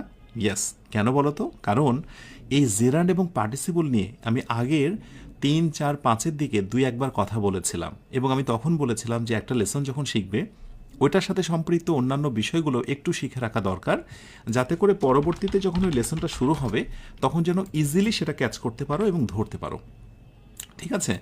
আচ্ছা, তাহলে ভার্বের সঙ্গে আইএনজি হলে সেটা নাউন হয় জেরান বা অ্যাডজেক্টিভ হতে পারে, যেটার অন্য নাম হচ্ছে পার্টিসিপল। এগুলো নিয়ে পরে কথা বলবো। আজকে আমাদের আলোচ্য বিষয় হচ্ছে পার্টস অফ স্পিচ। স্পিচ মানে কি জেনেছি আমরা? কথা, আমাদের কথা। তো স্পিচ হচ্ছে আমাদের কথাসমূহ। যে স্পিচ আমাদের কথা মানে হলো বাক্য, বাক্যের অংশসমূহ। একটা বাক্যের ভেতরে কত ধরনের ঘটনাগুলো আছে সেই বিষয়গুলো নিয়ে আমরা কথা বলবো। মনে থাকবে? আচ্ছা, তাহলে স্পিচ, পার্টস অফ স্পিচ হচ্ছে যে A to Z of a sentence. অর্থাৎ একটা সেন্টেন্সের এ টু জেড এর ভেতরে যা যা থাকবে সবগুলো আমরা খণ্ড খণ্ডভাবে আলোচনা করব। আলোচনা শুরুর পূর্বে আমাদের একটা জিনিস রিভিউ করতেই হবে। আমি সেন্টেন্সের প্রকার নিয়ে কথা বলেছি, যেমন আমি তোমাদের অ্যাসার্টিভ সেন্টেন্স আমি শিখিয়েছি। অ্যাসার্টিভের পরে কি শিখেছি বলো তো? Interrogative, assertive, interrogative. এরপরে কি শিখেছি? আমার সঙ্গে রিপিট করো একটু। অ্যাসার্টিভ, ইন্টারোগেটিভ, এরপরে ইম্পারেটিভ, রাইট? ইম্পারেটিভ। এবং আমার বিশ্বাস যখন আমি এগুলো লিখছি, এগুলোর স্ট্রাকচারটাও তোমাদের মনে চলে আসছে। সো অ্যাসার্টিভ, ইন্টারোগেটিভ, ইম্পারেটিভ, এরপরে হচ্ছে অপটেটিভ, এবং সবশেষ কি শিখেছিলাম? এক্সক্লেমেটরি। ওকে, ডান। আমরা যখন অ্যাসার্টিভ শিখিয়েছিলাম তখন এরকম একটা বাক্য দেখেছিলাম যে হি SING সিংস, ধরো ওয়েল। তো সেখানে দেখিয়েছিলাম যে এটার নাম ছিল সাবজেক্ট, এটার নাম ছিল ভার্ব, এটার নাম হচ্ছে অ্যাডভার্ব বা অন্য কিছু।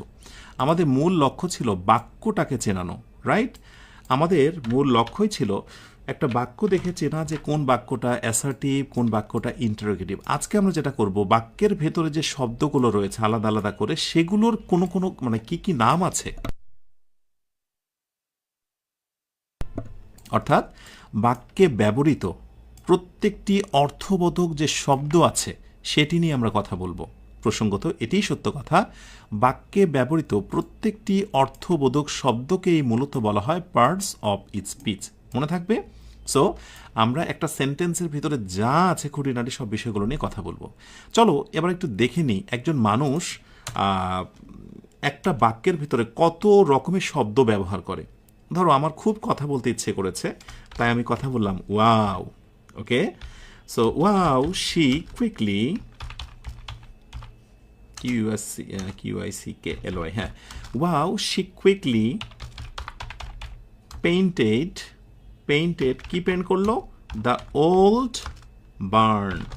এই বার্ন মানে হচ্ছে তোমার হচ্ছে কি বলে, এটা হচ্ছে গোলাঘর, মানে গ্রামের মানুষরা যেখানে চাউল বা অনেক কিছু খাবার রাখতো আগের মানুষ, বার্ন সেটা হচ্ছে গোলাঘর।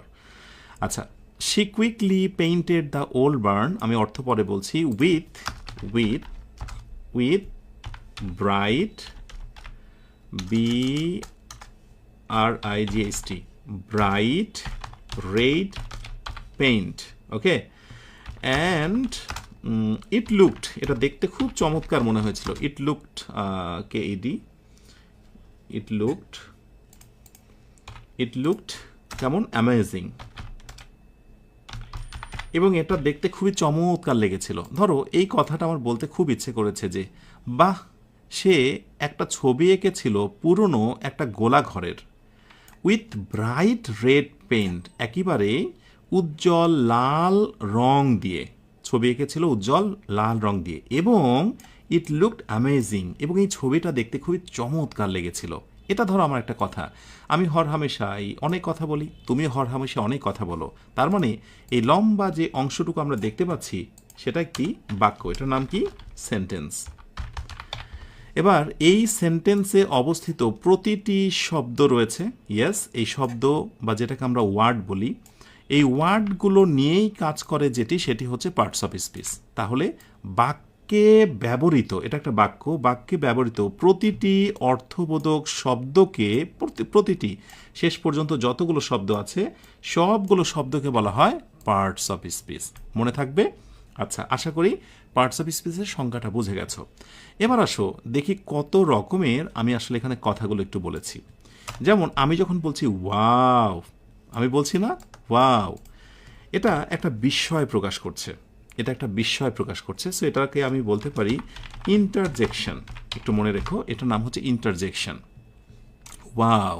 ওকে, সে, এটার নাম কি বলো তো? আমার সঙ্গে সঙ্গে একটু রিপিট করবে, এটার নাম হচ্ছে প্রোনাউন। শি মানে হচ্ছে একজন মেয়ের কথা বলছে, শি না থেকে এখানে হিও থাকতে পারতো, সো এটির নাম হচ্ছে প্রোনাউন।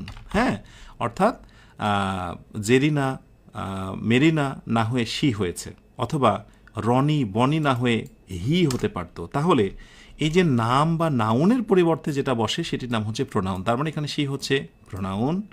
এরপরে কুইকলি, দ্রুততার সাথে, দ্রুত সে একটা ছবি আঁকলো, এই কুইকলিটার নাম হচ্ছে অ্যাডভার্ব। টেনশন নিও না, অনেকে মনে কষ্ট পেতে পারো যে এইগুলো কি বাবা, এগুলো তো জানি না। আরে বাবা ওয়েট করো, এগুলো জানানোর জন্যই তো আমি এখানে এসেছি, রাইট? সো কুইকলি এইটার নাম হচ্ছে অ্যাডভার্ব। সাধারণত এলওয়াই থাকলে ওটা অ্যাডভার্ব হয়, ভিন্ন কিছু নিয়ম রয়েছে, সেগুলো নিয়ে পরে কথা বলা যাবে। পেইন্টেড, ছবি এঁকেছিল, এটা একটা ভার্ব, এবং ভার্বের এটা হয়ে আছে পাস্ট টেন্স। টেন্স নিয়ে কথা বলবো ওয়েট করার কয়েকদিন পর। তাহলে এটির নাম হচ্ছে ভার্ব, এটির নাম হচ্ছে ভার্ব। দ্য ওল্ড, একটু ছোট্ট করে মনে রাখো, এই দায়ের নাম হচ্ছে আর্টিকেল। দায়ের নাম আর্টিকেল, এটা তোমরা জানো। এটার আরেকটি নাম হচ্ছে ডিটারমিনার।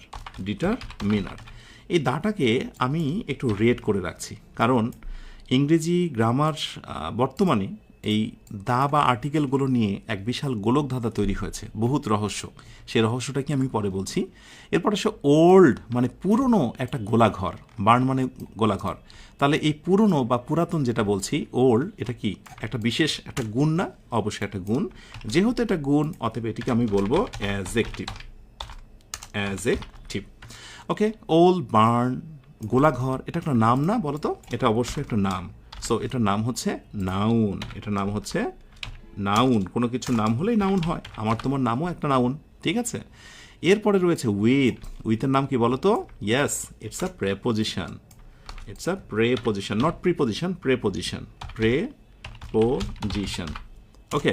সো প্রেপোজিশনে পরে এই যে উইথ, ব্রাইট এবং রেড, মানে লাল, উজ্জ্বল লাল, এটাও একটা অ্যাডজেক্টিভ। আমি কমা দিয়ে এখানে দিয়ে দিলাম, হ্যাঁ, কারণ অ্যাডজেক্টিভ একটা বাক্যে অনেক থাকতে পারে।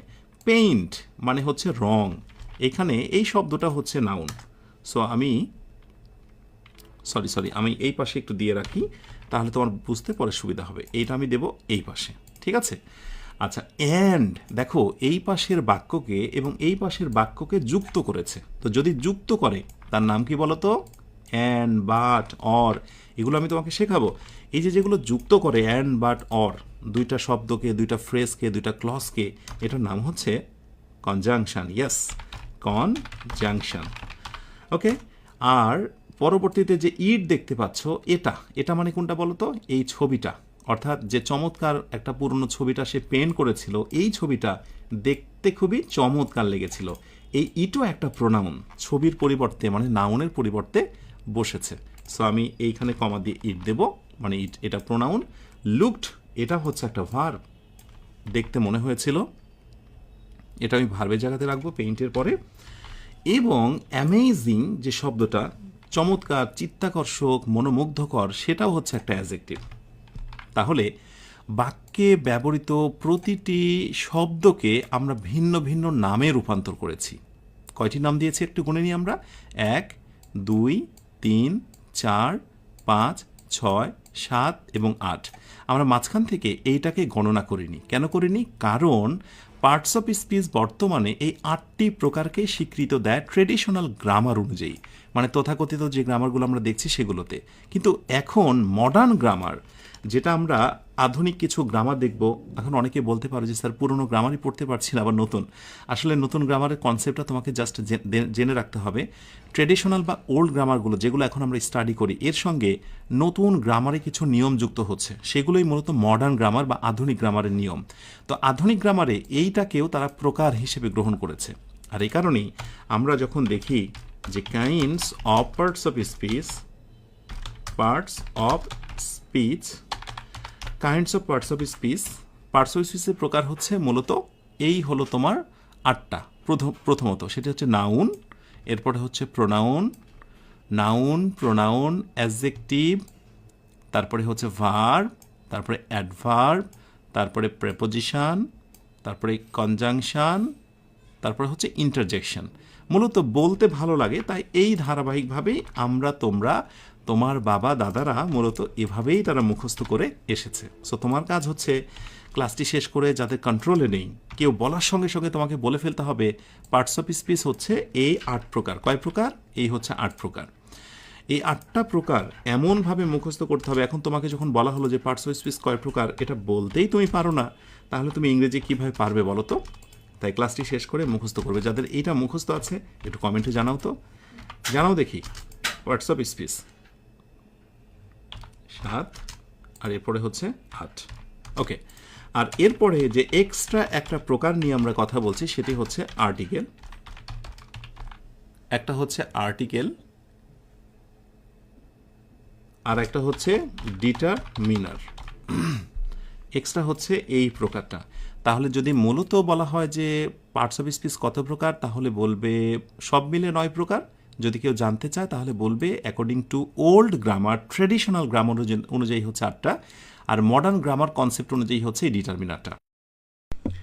আরেকটি বিষয় আমার মনে হয় এই মুহূর্তে তোমাদের জানানো দরকার, একটু খেয়াল করো সবাই। বিশেষ করে দুটো টার্ম আমি ব্যবহার করেছি, দুটো শব্দ। একটা হচ্ছে তোমার হচ্ছে মডার্ন, MODERN, মডার্ন। আর একটা ইউজ করেছি ট্রেডিশনাল, ট্রেডিশনাল। এখন প্রশ্ন হচ্ছে মডার্ন গ্রামার কোনটা অ্যাকচুয়ালি? আসলে আমি তোমাদের এই মুহূর্তে যেটা শেখাচ্ছি সেটা হচ্ছে মডার্ন এবং ট্রেডিশনাল, এই দুইটার সংমিশ্রণ। এই মুহূর্তে যে ক্লাসটা বা যেটা তোমরা 25টা দিন ধরে করবে সেগুলো হচ্ছে দুইটার সংমিশ্রণ। কিন্তু এখন থেকে আগের গ্রামারগুলো, অনেক দেশীয় গ্রামার আছে না, সেইগুলো বেসিক্যালি ট্রেডিশনাল নিয়মে ফলো করা হতো। কিন্তু মডার্নে অনেক কিছু পরিবর্তন হয়েছে, সেগুলোকে কারেকশন করে ঠিক করা হয়েছে। যার কারণে তোমরা এটা মাথায় রাখবে। আমি তোমাদের যেটা দিচ্ছি সেটি হচ্ছে মূলত মডার্ন এবং ট্রেডিশনালের একেবারে উৎকৃষ্ট সর্বশেষ একটা রূপ, রাইট? সো মডার্ন মানে হচ্ছে এখনকার গ্রামার, আর ট্রেডিশনাল মানে হচ্ছে আগের গ্রামারগুলোতে, যেগুলো আগে বলা হতো পার্টস অফ স্পিচ 8 প্রকার, ট্রেডিশনাল ঐতিহ্যবাহী গ্রামার। আর মডার্ন বলতেছে যে না, sometimes it can be 9 kinds. আশা করি বুঝতে পেরেছ। ঠিক আছে, চলো এবার বাকি আলোচনায় আমরা একটু ফিরে যাই। আর বিশেষ করে এই মডার্ন কনসেপ্টটা যদি না জানো তাহলে ভিতরে কিন্তু কনফিউশন থেকে যাবে। জাস্ট এই কথাটুকু মনে রেখো। আশা করি এই প্রকার নিয়ে তোমাদের ভিতরে দ্বন্দ্ব বা সংশয় দূর হয়েছে। এবার আমি তোমাদেরকে পার্টস অফ স্পিচের প্রকারের সঙ্গে তোমাদেরকে একটু আমি গাড়ি চালানো শেখাবো। আচ্ছা, ধরো একটা গাড়ি কিনলে তুমি, ঠিক আছে?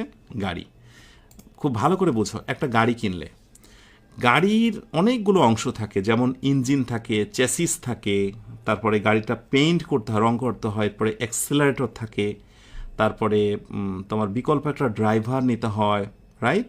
তারপরে জিপিএস সিস্টেম থাকে, আরও অনেক কিছু, হর্ন থাকে না? একটা গাড়ির ভেতরে যা যা আছে এই সব কিছুকে পার্টস অফ স্পিচের সঙ্গে তুলনা করা যায়। আর এটা যদি তুমি একদিন বুঝে নাও তাহলে পার্টস অফ স্পিচের কোন প্রকারের কোন ক্ষমতা একটা বাক্যে, সেইটা তুমি চমৎকারভাবে বুঝে নিতে পারবে। ঠিক আছে? সো আমি তোমাদেরকে একটু দেখানোর চেষ্টা করি, একটু ভালো করে বোঝার চেষ্টা করো। আমরা যখন একটা গাড়ির কথা বলি, গাড়িতে কি থাকে জানো? গাড়িতে থাকে একটা চ্যাসিস। ভালো করে বোঝো। আমি তোমাদের এগুলোর ছবিও দেখানোর চেষ্টা করছি, চ্যাসিসটা দেখতে কেমন, একটু ভালো করে বোঝো। একটা কার গাড়ি, একটা মোটর সাইকেল যখন বানানো হয় তখন তার একটা চ্যাসিস থাকে, বা যেটাকে আমরা বলি ফ্রেম। একটা ফ্রেম তৈরি করতে হয়। একটা গাড়ির সবচেয়ে আগে যে জিনিসটি তৈরি হয় সেটার নাম হচ্ছে ফ্রেম। ওকে, সো এই যে ফ্রেম, সেটাকে আমরা তুলনা করতে পারি নাউনের সাথে। অর্থাৎ একটা বাক্যে সবচাইতে ফ্রেমিং হিসেবে কাজ করে সেটি হচ্ছে নাউন। নাউন থাকবে অথবা নাউনের পরিবর্তে আরেকটা জিনিস থাকবে, সেটির নাম হচ্ছে প্রোনাউন। ওকে, এই জিনিসটা মনে রেখেছো। সো এটা হচ্ছে চ্যাসিস। এবার আমরা যেটাকে গাড়ির ইঞ্জিন বলি, ইঞ্জিন তো লাগেই। ওকে, সো আমাকে তোমরা বলো তো ইঞ্জিনের সঙ্গে পার্টস অফ স্পিচের কোন প্রকারকে তুলনা করা যায়? ইঞ্জিন কি দেয় বলো তো? ইঞ্জিন গাড়ির গতি দেয়, একটা গাড়িকে জীবন্ত রাখে। তেমনি একটা সেন্টেন্সকে যে জীবন্ততা দান করে সে হচ্ছে কে বলো তো? সে হচ্ছে ভার্ব। এই জন্য কোনো সময় বলা হয় যে verb is called CALLED, called the heartbeat of a sentence. Heartbeat of a sentence. Okay, heartbeat of a sentence. অর্থাৎ একটা সেন্টেন্সের হার্টবিট যাকে বলা হয় সেটা হচ্ছে ভার্ব। প্রসঙ্গত বলি, আজকে এটি হচ্ছে ইন্ট্রো ক্লাস। তুমি এই ক্লাস থেকে একটা চমৎকার ধারণা পাবে। তাহলে চ্যাসিস বা ফ্রেম হচ্ছে গাড়ির নাউন, রাইট? আর ইঞ্জিন হচ্ছে ভার্বের মতো, রাইট? ওকে, আরেকটু সামনে আসি। যেমন ধরো গাড়িটা তোমার রং করতে হতে পারে, তাই না? গাড়িটার চমৎকার একটা লুক দেবে তুমি, সেটা কি বলো তো? সেটা হচ্ছে পেইন্ট। গাড়িটাতে তুমি এবার পেইন্ট করছো, রং করছো বা ট্রিমিং করছো, ট্রিম করছে একটু, রাইট? এই যেটা গাড়ির রঙের সঙ্গে তুলনা করছি, সেন্টেন্সে সেই পার্টসের নাম কি বলতো? সেটা হচ্ছে অ্যাজেক্টিভ। অ্যাজেক্টিভের কাজ হচ্ছে সেন্টেন্সের বিভিন্ন শব্দ নিয়ে, নাউন বা প্রোনাউন নিয়ে দোষ, গুণ, সৌন্দর্য প্রকাশ করা। তেমনি পেইন্টের কাজ হচ্ছে গাড়ির সৌন্দর্য বর্ধন করা। ওকে, সো গাড়ি চালানো শেখাচ্ছি তোমাদের। এরপরে গাড়িতে আরও কি থাকে বলো তো?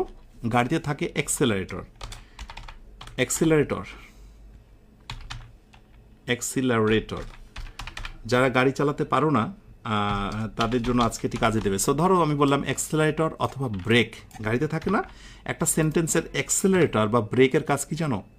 একটা সেন্টেন্সের অর্থের প্রবাহমান বা ভার্বের প্রবাহকে বাড়িয়ে দেওয়া। বলো তো, ভার্বের প্রবাহকে কম বেশি বাড়িয়ে দেয়, কমিয়ে দেয় কে? সেটির নাম হচ্ছে অ্যাডভার্ব। ঠিক আছে? গাড়ির যেমন অ্যাক্সেলারেটর গতি বাড়ায়, গতি কমায়, ব্রেক গতি বন্ধ করে দেয়, অ্যাডভার্বও মূলত ভার্বের কার্যপরিধি সম্পর্কে তথ্য অতিরিক্ত দেয়, কখনো কখনো কমিয়ে দেয়। এটা অনেকটা অ্যাক্সেলারেটরের মতো কাজ করে। ওকে, এরপরে গাড়িতে আর কি দরকার হয় বলো তো? গাড়িতে দরকার হয় জিপিএস। জিপিএস খুবই মজার জিনিস কিন্তু। জিপিএসের পূর্ণাঙ্গ রূপ হচ্ছে গ্লোবাল পজিশনিং সিস্টেম। এটা একটু দেখে নিও, গ্লোবাল পজিশনিং সিস্টেম, রাইট? হ্যাঁ, এটাকে আমরা নেভিগেশনও বলি। নেভিগেশন। আমি জানি অনেকের হয়তো বা এত তথ্য ভালো লাগবে না, কিন্তু আমাকে এটা দিতেই হবে, কারণ রিয়েল কিছু না হলে তুমি শিখতে পারবে না। আচ্ছা, তো যেটি বলছিলাম, জিপিএস বা নেভিগেশন সিস্টেম, আমি তোমাদেরকে পিকচার আকারে দেখাবো একটু পর। গাড়িতে জিপিএস থাকে, তুমি চালাচ্ছ, গাড়িটা কোন রুটে যাবে, কোন দিকে যাবে, কার সঙ্গে কানেক্ট হবে, এই যে একটা জিনিসের সঙ্গে আরেকটা জিনিসের কানেক্ট, একটা রাস্তার সঙ্গে আরেকটা রাস্তার কানেক্ট, তেমনি ইংরেজি বাক্যে একটা শব্দের সঙ্গে আরেকটা শব্দের যে সম্পর্ক বা ডিরেকশন দিয়ে দেয়, সেটা কে বলতো? Yes, it's a preposition. Preposition এটা গাড়ির জিপিএসের মতো কাজ করে একটা বাক্যে। আচ্ছা, আর কি থাকে? আর কি থাকে? চ্যাসিসের পর ইঞ্জিন, পেইন্ট, অ্যাক্সেলারেটর, জিপিএস দিলাম, জিপিএসটাকে প্রেপোজিশন বললাম। এরপরে আছে তোমার হচ্ছে কাপলিং। এই জিনিসটা তোমরা অনেকেই বুঝবে না।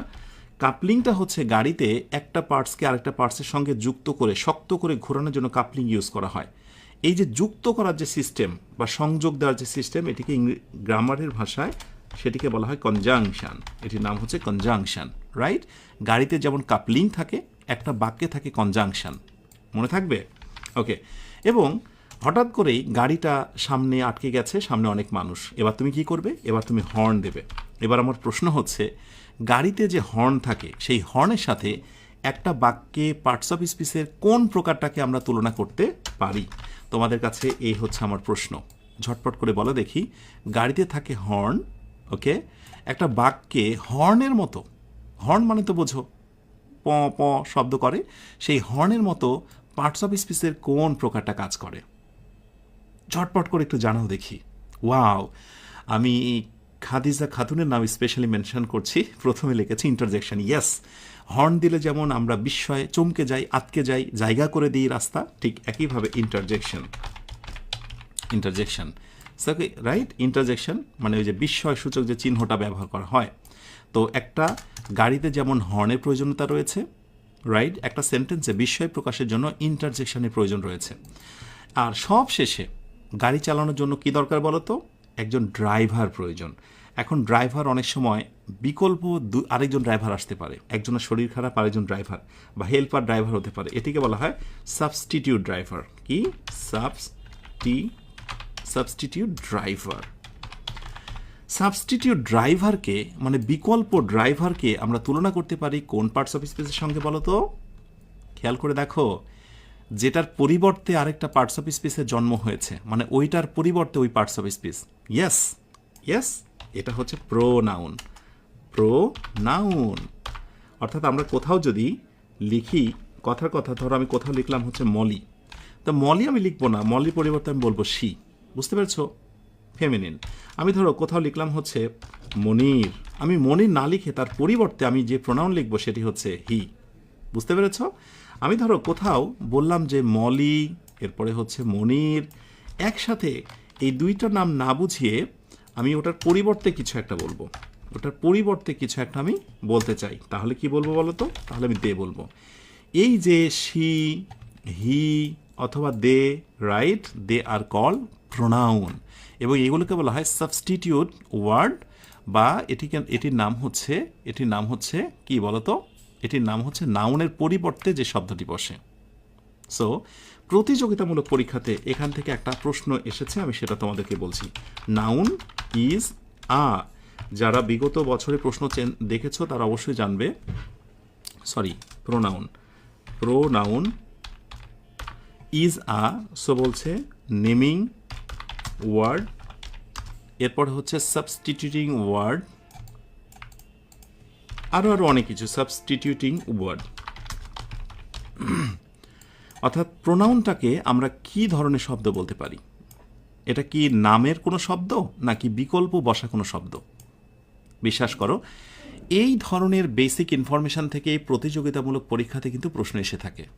Thank you so much, right answer দিয়েছো, এবং আমার বিশ্বাস, খুব আত্মবিশ্বাস নিয়ে এবার দিয়েছো যে ইয়েস, প্রোনাউন মানে হলো সাবস্টিটিউটিং ওয়ার্ড বা বিকল্প শব্দ, যেটা কিনা নাউনের পরিবর্তে বসে। সো যারা আনসারটা দিতে পেরেছো তোমাদের সবাইকে অভিনন্দন। তাহলে গাড়ির চ্যাসিসের সঙ্গে তুলনা করলাম নাউনের, এটা একটা ফ্রেম, এটা লাগবেই। নাউন নতুবা নাউনের পরিবর্তে প্রোনাউন, নাউন প্রোনাউন ছাড়া একটা বাক্য গঠিত হতে পারে না। এগুলো কার্যকারিতা আমি তোমাকে দেখাবো। ইঞ্জিন ছাড়া যেমন একটা গাড়ি চলতে পারে না, তেমনি ভার্ব ছাড়াও একটা বাক্য সম্পূর্ণ হতে পারে না। একটা বাক্যের সৌন্দর্য বর্ধন করে যেমন অ্যাজেক্টিভ, তেমনি একটা গাড়ির সৌন্দর্য ফিরিয়ে আনে পেইন্ট বা রং।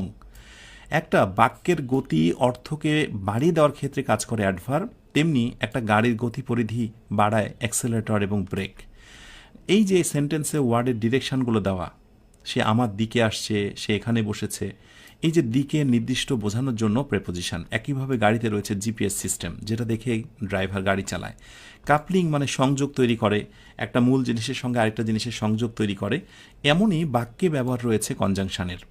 হর্ন দিলে যেমন মানুষ চমকে ওঠে, হর্ন দিলে এটি বিস্ময় প্রকাশ করে।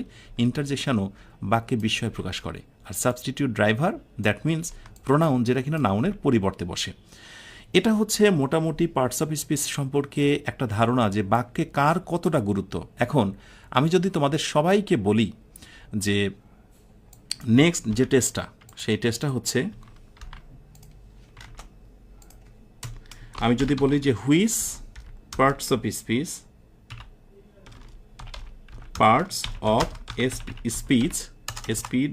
Speech can make sentence sentence alone. আচ্ছা, খুবই চমৎকার একটি কমেন্টের আমি প্রাপ্তি স্বীকার করছি যে এমডি আনভির বলছে যে মডার্ন ইংলিশে পার্টস অফ স্পিচকে ওয়ার্ড ক্লাস বলা হয়। ইয়েস, দ্যাট মিনস তুমি এটা পড়েছো। হ্যাঁ, পার্টস অফ স্পিচকে মডার্ন গ্রামারে বলা হয় ওয়ার্ড ক্লাস, এটা জাস্ট মনে রেখো সবাই। অর্থাৎ নিচের কোন বাক্যটা, which parts of speech can make sentence alone, নিচের কোন বাক্যটি একাই একটা পার্টস অফ স্পিচ জন্ম দিতে পারে? Which parts of speech alone, জন্ম দিতে পারে। ভালো করে বোঝো জিনিসটা, কথাটা। Which parts of speech can make sentence alone, একটা নতুন সেন্টেন্সের একা জন্ম দিতে পারে। মেক সেন্টেন্স, একটা সেন্টেন্স, মেক আ সেন্টেন্স দিয়ে দিই। Which parts of speech can make a sentence. ধরো আমি বললাম যে নাউন, আমি ধরো বললাম হচ্ছে pronoun A B C, noun pronoun. আমি বললাম অ্যাডজেক্টিভ, আমি বললাম হচ্ছে এ বি সি ডি, আমি বললাম হচ্ছে ভার্ব।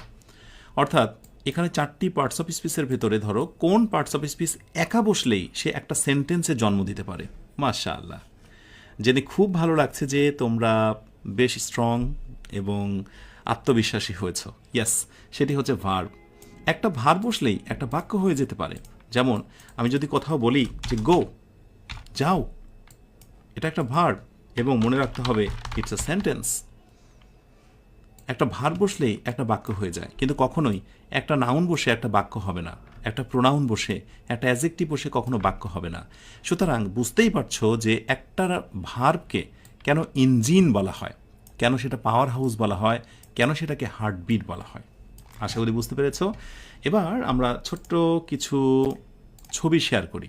এতক্ষণ যে আমরা ছবিগুলো নিয়ে কথা বললাম, ওকে, সো এখানে মূল বিষয় হচ্ছে যেটা একটু ফিল করো, a sentence is like a vehicle, অর্থাৎ একটা বাক্য হচ্ছে অনেকটা একটা যানবাহনের মতো। চ্যাসিস, আমার সঙ্গে সঙ্গে এবার বলতে হবে, নাম নেই, বলো তো এই হচ্ছে চ্যাসিস মানে হচ্ছে ফ্রেম, আগে গাড়ির ফ্রেম বানানো হয়। তাহলে পার্টস অফ স্পিচের যত প্রকার, বলো তো চ্যাসিস কার নাম দেবো আমরা, কোনটা ছাড়া বাক্য গঠন হবে না? আমরা বলবো হচ্ছে নাউন।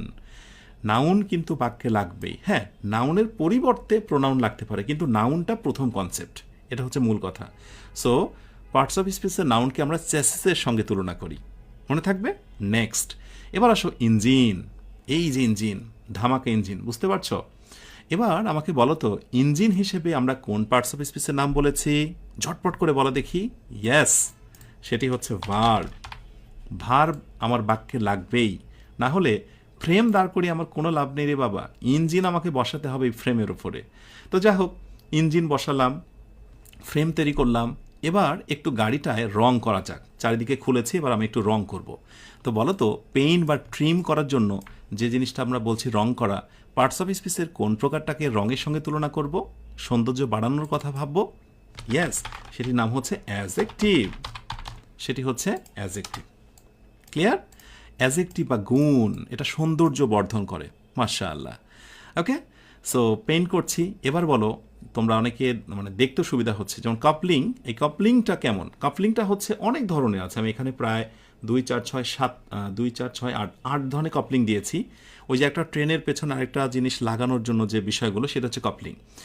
এই কপলিংগুলো হচ্ছে যুক্ত করা। দেখো এই যে ফুটোগুলো আছে, বিভিন্ন ধরনের ফুটো আছে বিভিন্ন জায়গাতে, এইগুলোর সঙ্গে আরেকটা পার্টস যুক্ত হয়। কপলিংকে পার্টস অফ স্পিচে কার সঙ্গে তুলনা করব? যুক্ত করা। কপলিং মানে কি? যুক্ত করা, রাইট? Conjunction, yes. এই কনজাংশনের কাজ হচ্ছে যুক্ত করা, কনজাংক্ট করে, হ্যাঁ, যুক্ত করে। Thank you. আর এক্সেলারেটর, মনে রেখো যারা গাড়ি চালাতে চাও তাদের পায়ের নিচে কিন্তু এই জিনিসগুলো থাকে। ক্লাস বামেরটা, মাঝখানেরটা হচ্ছে ব্রেক, ডান পাশেটা হচ্ছে এক্সেলারেটর। তবে এখন হাইব্রিড যে গাড়িগুলো ব্যবহার হয়েছে সেখানে ক্লাস আর থাকে না, অর্থাৎ এই বাম পাশে ক্লাস থাকে না, শুধু একটা থাকে বামে ব্রেক আর ডানে থাকে এক্সেলারেটর। এক্সেলারেটর যখনই তুমি পা দেবে, অর্থাৎ ডান পাশে যে এ লেখা আছে, এখানে যখনই চাপ দেবে গাড়িটা অনেক দ্রুত যাবে, আর ব্রেক করবে গাড়িটা কমে যাবে, আর ক্লাস ধরবে গাড়িটা নিউট্রাল হয়ে যাবে, তখন ক্লাস ধরে ব্রেক করতে হয়। এনিওয়ে, এক্সেলারেটর গতি বাড়ায়। একটা বাক্যের গতিকে বাড়ায় বলো তো? গতি যে বাড়ায় সে হচ্ছে অ্যাডভার্ব। কিভাবে জানতে চাও? যেমন আমি যদি বলি যে রান, দৌড়ায়, রান, ঠিক আছে, আমি বললাম রান ফাস্ট, মানে দ্রুত দৌড়ায়। তাহলে দৌড়ানো এক কথা আর দ্রুত দৌড়ানো এক কথা, তার মানে দৌড়ানোটাকে আর একটু বাড়িয়ে দেওয়া হলো মাত্রটা, ঠিক আছে? অ্যাডভার্বের এগুলোই হচ্ছে কাজ। যেমন বলা হলো গুড, মানে ভালো, কিন্তু তার আগে বসিয়ে দেওয়া হলো ভেরি গুড, অনেক ভালো। তাহলে এই যে ভেরি, এই যে ফাস্ট, এগুলোর নামই হলো অ্যাডভার্ব। এগুলো অর্থকে বাড়িয়ে দিচ্ছে, তীব্রতা, ইন্টেন্সিটিটা বাড়িয়ে দিচ্ছে, অনেকটা এক্সিলারেটরের মতো, মনে থাকবে। আর সব শেষে আর দুইটা জিনিস, সেটি হচ্ছে জিপিএস। গাড়ির সামনে এরকম একটা ড্যাশবোর্ড থাকে, এবং এই ড্যাশবোর্ডের কারণে একটা গাড়ির দাম কম বেশি হয়ে যায়। এই ড্যাশবোর্ডেই দেখানো হয় গাড়ি কোন রুট দিয়ে চলছে, কোথায় যাবে, গন্তব্য সেট করে দিলে ওই জায়গাতেই গাড়িটা যে থেমে যায় এবং গাড়িটা ডিরেকশন দেয়। This is call GPS system. আচ্ছা, এই জিপিএসের পূর্ণাঙ্গ রূপটা দিয়ে দিই, যেহেতু এটা বেসিক ক্লাস, আমি কোনো কিছু অপূর্ণ রাখবো না। কোনো একটা জায়গায় এই পরীক্ষা আসতে পারে, what's the full form of GPS? তো জিপিএস মিনস হচ্ছে global global global positioning, positioning হচ্ছে সিস্টেম, SYSTM সিস্টেম, ঠিক আছে? প্রতিটার এই যে জিপিএস, দ্যাট মিনস জিপিএস। তো এই জিপিএস সিস্টেম, অথবা যেটিকে অন্য কথা বলা হয় নেভিগেশন সিস্টেম, বুঝতেই পারছো। এই জিপিএস বা নেভিগেশন সিস্টেমের সঙ্গে কার তুলনা হয়েছে বলো তো? ইয়েস, সেটা হচ্ছে প্রেপোজিশন। প্রেপোজিশন আসলে যুক্ত করে, একটা বাক্যের ওয়ার্ডের সঙ্গে ডিরেকশন দিয়ে দেয়, দিকে বোঝায়। যেমন he came to me, right? Preposition. যেমন বলা হলো যে হি কেম টু মি, হ্যাঁ, সে আসছে। এখন কার দিকে আসছে? আমার দিকে নাকি তোমার দিকে? আমার দিকে। এই টু একটা ডিরেকশন দিচ্ছে, জিপিএস এর মতো, হ্যাঁ, ওই যে দেখো অ্যারো মার্ক দেওয়া ঠিক ওই রকম, যে আসলেই হবে না, যার তার কাছে যাবে না, সে আমার দিকে আসবে। সো প্রেপোজিশন কিন্তু মূলত জিপিএস এর মতো কাজ করে। আর এইবার যদি বলি হর্ন, হর্ন, রাইট। সো হর্নটা হচ্ছে অনেকটা এক্সক্লেমেটরি, বিস্ময় প্রকাশ করে, তাই না? CLAMATO আর এক্সক্লেমেটরি, এটা বিস্ময় প্রকাশ করে, সরি, এটা বিস্ময় প্রকাশ করে, এক্সক্লেমেটরি। আমরা এরকম অনেক বাক্য দেখি যে হুররা, হুররা, এলাস, এরকম কথা বলি না আমরা? আমরা যেটা দিয়ে শুরু করেছিলাম যে ওয়াও, বাহ, এরকম শব্দ, বাহ, এই টাইপের যে শব্দগুলো। আর সাবস্টিটিউট ড্রাইভার অর্থাৎ একজনের পরিবর্তে, অর্থাৎ নাউনের পরিবর্তে কে বসতে পারে বলো তো? নাউনের পরিবর্তে প্রোনাউন বসতে পারে। আমার বিশ্বাস যে ছবির সাথে সাথে তোমরা পার্টস অফ স্পিচের এই যে সম্পর্ক, ইঞ্জিনের প্রতিটা পার্টসের সঙ্গে পার্টস অফ স্পিচের যে সম্পর্ক একটা বাক্যে কার কত গুরুত্ব এবং তাৎপর্য, তোমরা সেটা বুঝেছ। ওকে, তাহলে আজকে এটি ছিল আমাদের মূলত ইন্ট্রো ক্লাস। যারা আজকের এই ক্লাসে যুক্ত হয়েছ তাদেরকে বলি, পার্টস অফ স্পিচ নিয়ে ইনশাআল্লাহ আমরা এত বিশদ কথা বলবো যে গ্রামারের কোনো কিছু আর বাকি রাখবো না। আলহামদুলিল্লাহ, মন খারাপ আর ভয় পাওয়ার কোনো কারণ নেই, শেষ করলাম আজকের আয়োজনটা। আয়োজনের শেষে গুরুত্বপূর্ণ কয়েকটা কথা বলবো, খুব মনোযোগ দিয়ে শুনতে হবে। দেখো, এভাবেই কিন্তু আমরা 8টা ক্লাস করে ফেললাম। যদি একটা প্রশ্ন করি তোমাকে, যে বলো তো, যদি কাউকে আমি বলি যে এইভাবে আমি তোমাদেরকে প্রতিদিন 2টা করে 25 দিনে 50টা ক্লাস দিয়ে তোমাকে ছেড়ে দেবো আর বলবো 25 দিন পর আমাকে ক্লাসটা তুমি দেখাও তুমি করেছো, is it possible? No, never. কেউ পারবে না। আমি তো বলেছি শতকরা 1-2% সফল হবে। আমার সাথে লাইভে না থাকলে কোনো দিন এই ক্লাসগুলো শেষ করতে পারবে না, পারবে না, পারবে না। আর কেউ কেউ তো একটা কথা বলছে রেকর্ডেড ক্লাস, বুঝতে পারছি না। আরে বাবা, পুরো সময়টা আমি তোমার সঙ্গে লাইভ আছি। রেকর্ডেড ক্লাস মানে কি জানো? রেকর্ড ক্লাস করার পরে সেই রেকর্ডের টিচারকে তুমি পাও না, সেই রেকর্ডের টিচার তোমার সাথে থাকে না, তোমার সমস্যাগুলো নিয়ে কোনো কথা হয় না, সেইটা। সো এইগুলোকে রেকর্ডেড ক্লাস, এই ট্যাগ দিয়ে এত মূল্যবান একটা ক্লাসকে তুমি অপমান করো না। সো আশা করি এই ধরনের যারা পণ্ডিতি করছো, দয়া করে এখনো বিনয়ী হবে, একটু বোঝার চেষ্টা করবে। রফিক স্যারের অমর সৃষ্টি, গ্রামারের আমার 40 বছরের এই গবেষণার একটা ফল হচ্ছে এই 25 দিনে ইংরেজি শিখি আমি সব কিছু ঢেলে দিয়েছি। ইটস নট অনলি মানে merely recorded class, it's as like live class, because পুরো সময়টা জুড়ে আমি তোমাদের সাথে থাকি। আর এই ক্লাসগুলো আমি যদি সবাইকে ছেড়ে দিই, পুরো বাংলাদেশে ফ্রি করে দিই, কোনো কাজে হবে না, জাস্ট মিসইউজ হবে, কেউ কিচ্ছু নিতে পারবে না। এটা বিশ্বাস করো কিনা একটু আমাকে জানাবে। আমার এই কথা সত্যতা আছে কিনা, যে এই ক্লাস যদি কাউকে উন্মুক্ত করেও দেওয়া হয়, রফিক স্যারের সান্নিধ্য ছাড়া কোনোভাবে শেষ করা সম্ভব নয়। এই কথাটা সত্যতা আছে কিনা তোমরা একটু আমাকে বলবে। সো আশা করছি তোমরা ফিল করছো প্রতিটা মুহূর্তে আলহামদুলিল্লাহ আমার ডেডিকেশান তোমাদেরকে নিয়ে যাওয়া। রাস্তায় অনেকে উঠতে পারে কিন্তু গন্তব্যে সবাই পৌঁছাতে পারে না। কিন্তু কেউ যদি হাত ধরে আঙ্গুল ধরে বলতো কোনো ভয় নেই, আমার সাথে চলো, তুমি কি যেতে পারতে না বলো? অবশ্যই পারতে। এই কাজটি করছি আমি আলহামদুলিল্লাহ। সো যারা এই কথাগুলো বলছে তাদেরকে উপযুক্ত তুমি কথা জবাবটা দিয়ে দাও। আলহামদুলিল্লাহ আজকে আমাদের সাথে যারা আছে, আমার বিশ্বাস যে শেষ পর্যন্ত তোমরা হয়তো টিকে যাবে। ঝড় ঝাপটা যায় আসুক, একটু তুলনামূলক কঠিন ক্লাস হোক, তবুও তোমরা টিকে যাবে। ওকে, সো 50টা ক্লাস তোমরা করতে পারবে, এটা আমার বিশ্বাস। অলরেডি হয়েছে, তোমরা অনেকেই চুম্বকের মতো লেগে আছো। ওকে, সো বই যারা নিয়ে ক্লাস করছো তারা একটু বেশি এনজয় করছো। বই অর্ডার করার লিঙ্কটা আমি ক্লাস শেষে দিয়ে দেবো, ঠিক আছে? এটি শেষ কথা, আলোচনা শেষে এটি শেষ কথা। এবার সব শেষে আমাকে তোমরা জানাও পুরো ক্লাসটি তোমরা কেমন এনজয় করেছো, এবং তোমরা এটা বুঝতে পারছো কিনা যে 50টা ক্লাস করার পর ইংরেজির আর কিছুই থাকবে না, জাস্ট তোমাকে শুধু লেগে থাকতে হবে। এখন ক্লাসটা শেষ করেই আবার রিভিশন দিতে হবে, বিকজ এই 25টা দিন আমি তোমাকে অনেক ডিস্টার্ব করব, অনেক জ্বালাবো।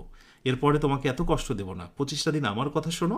সো ক্লাসটা শেষ করে আবার রিভিশন দিয়ে তারপরে ঘুমোতে হবে, নতুবা সকালে উঠে রিভিশন দিতে হবে, ঠিক আছে? আমার সাথে থাকো, আমার কথাগুলো শোনো। আমি বারবার যে কথাটি বলছি বলেই যাব, আমি তো অভিভাবক, তোমরা আমার সন্তান সমতুল্য। তোমরা অনেক কিছু সঠিক বোঝো না, বাবাকে গালি দাও, বাবাকে নিয়ে সন্দেহ করো, কিন্তু দিন শেষে বাবা বুঝিয়ে দেয় যে সে একটা বট গাছ। এই বট গাছের নিচে তোমরা যারা আছো, তোমরা সবাই ছোট ছোট গাছ। তোমরা বট গাছ হয়ে উঠবে বলেই বড় বট গাছটা বাবা দোয়া করেন সন্তানের জন্য। আমিও তোমাদের প্রত্যেকের জন্য দোয়া করি। তোমরা আমাকে ঈর্ষা করো, আমাকে অপবাদ দাও, সব মেনে নেব, কিন্তু 25টা দিন আমার সঙ্গে লেগে থাকো। দেখবে তুমি কি পেয়েছো তুমি নিজেই সেটা বলবে। বিকজ আমি বিশ্বাস করি আমার সাথে আমার প্রিয় শিক্ষার্থী যারা আছে সবাই কৃতজ্ঞ এবং সবাই খুব বেশি অবিডেন্ট। দু একটা ভুলের কারণে আমার কথায় যদি কখনো কষ্ট পেয়ে থাকো সেটাও মনে করবে আমি তোমাদের অভিভাবক হিসেবে তোমাদের শাসন করছি। ঠিক আছে? বারে বারে ক্ষণে ক্ষণে তোমার মনে হবে থেমে যাই, আমি পারবো না, আমাদের সম্ভব নয়, তবুও তোমাকে এগিয়ে যেতে হবে।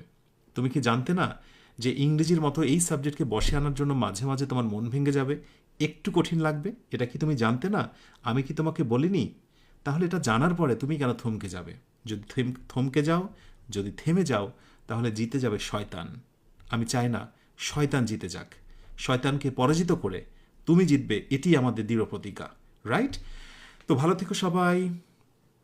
যে ভালোর শেষ নেই, সুখে থেকো যে সুখের সীমানা নেই, এই অনন্ত শান্তির চিরন্তন প্রত্যাশায়।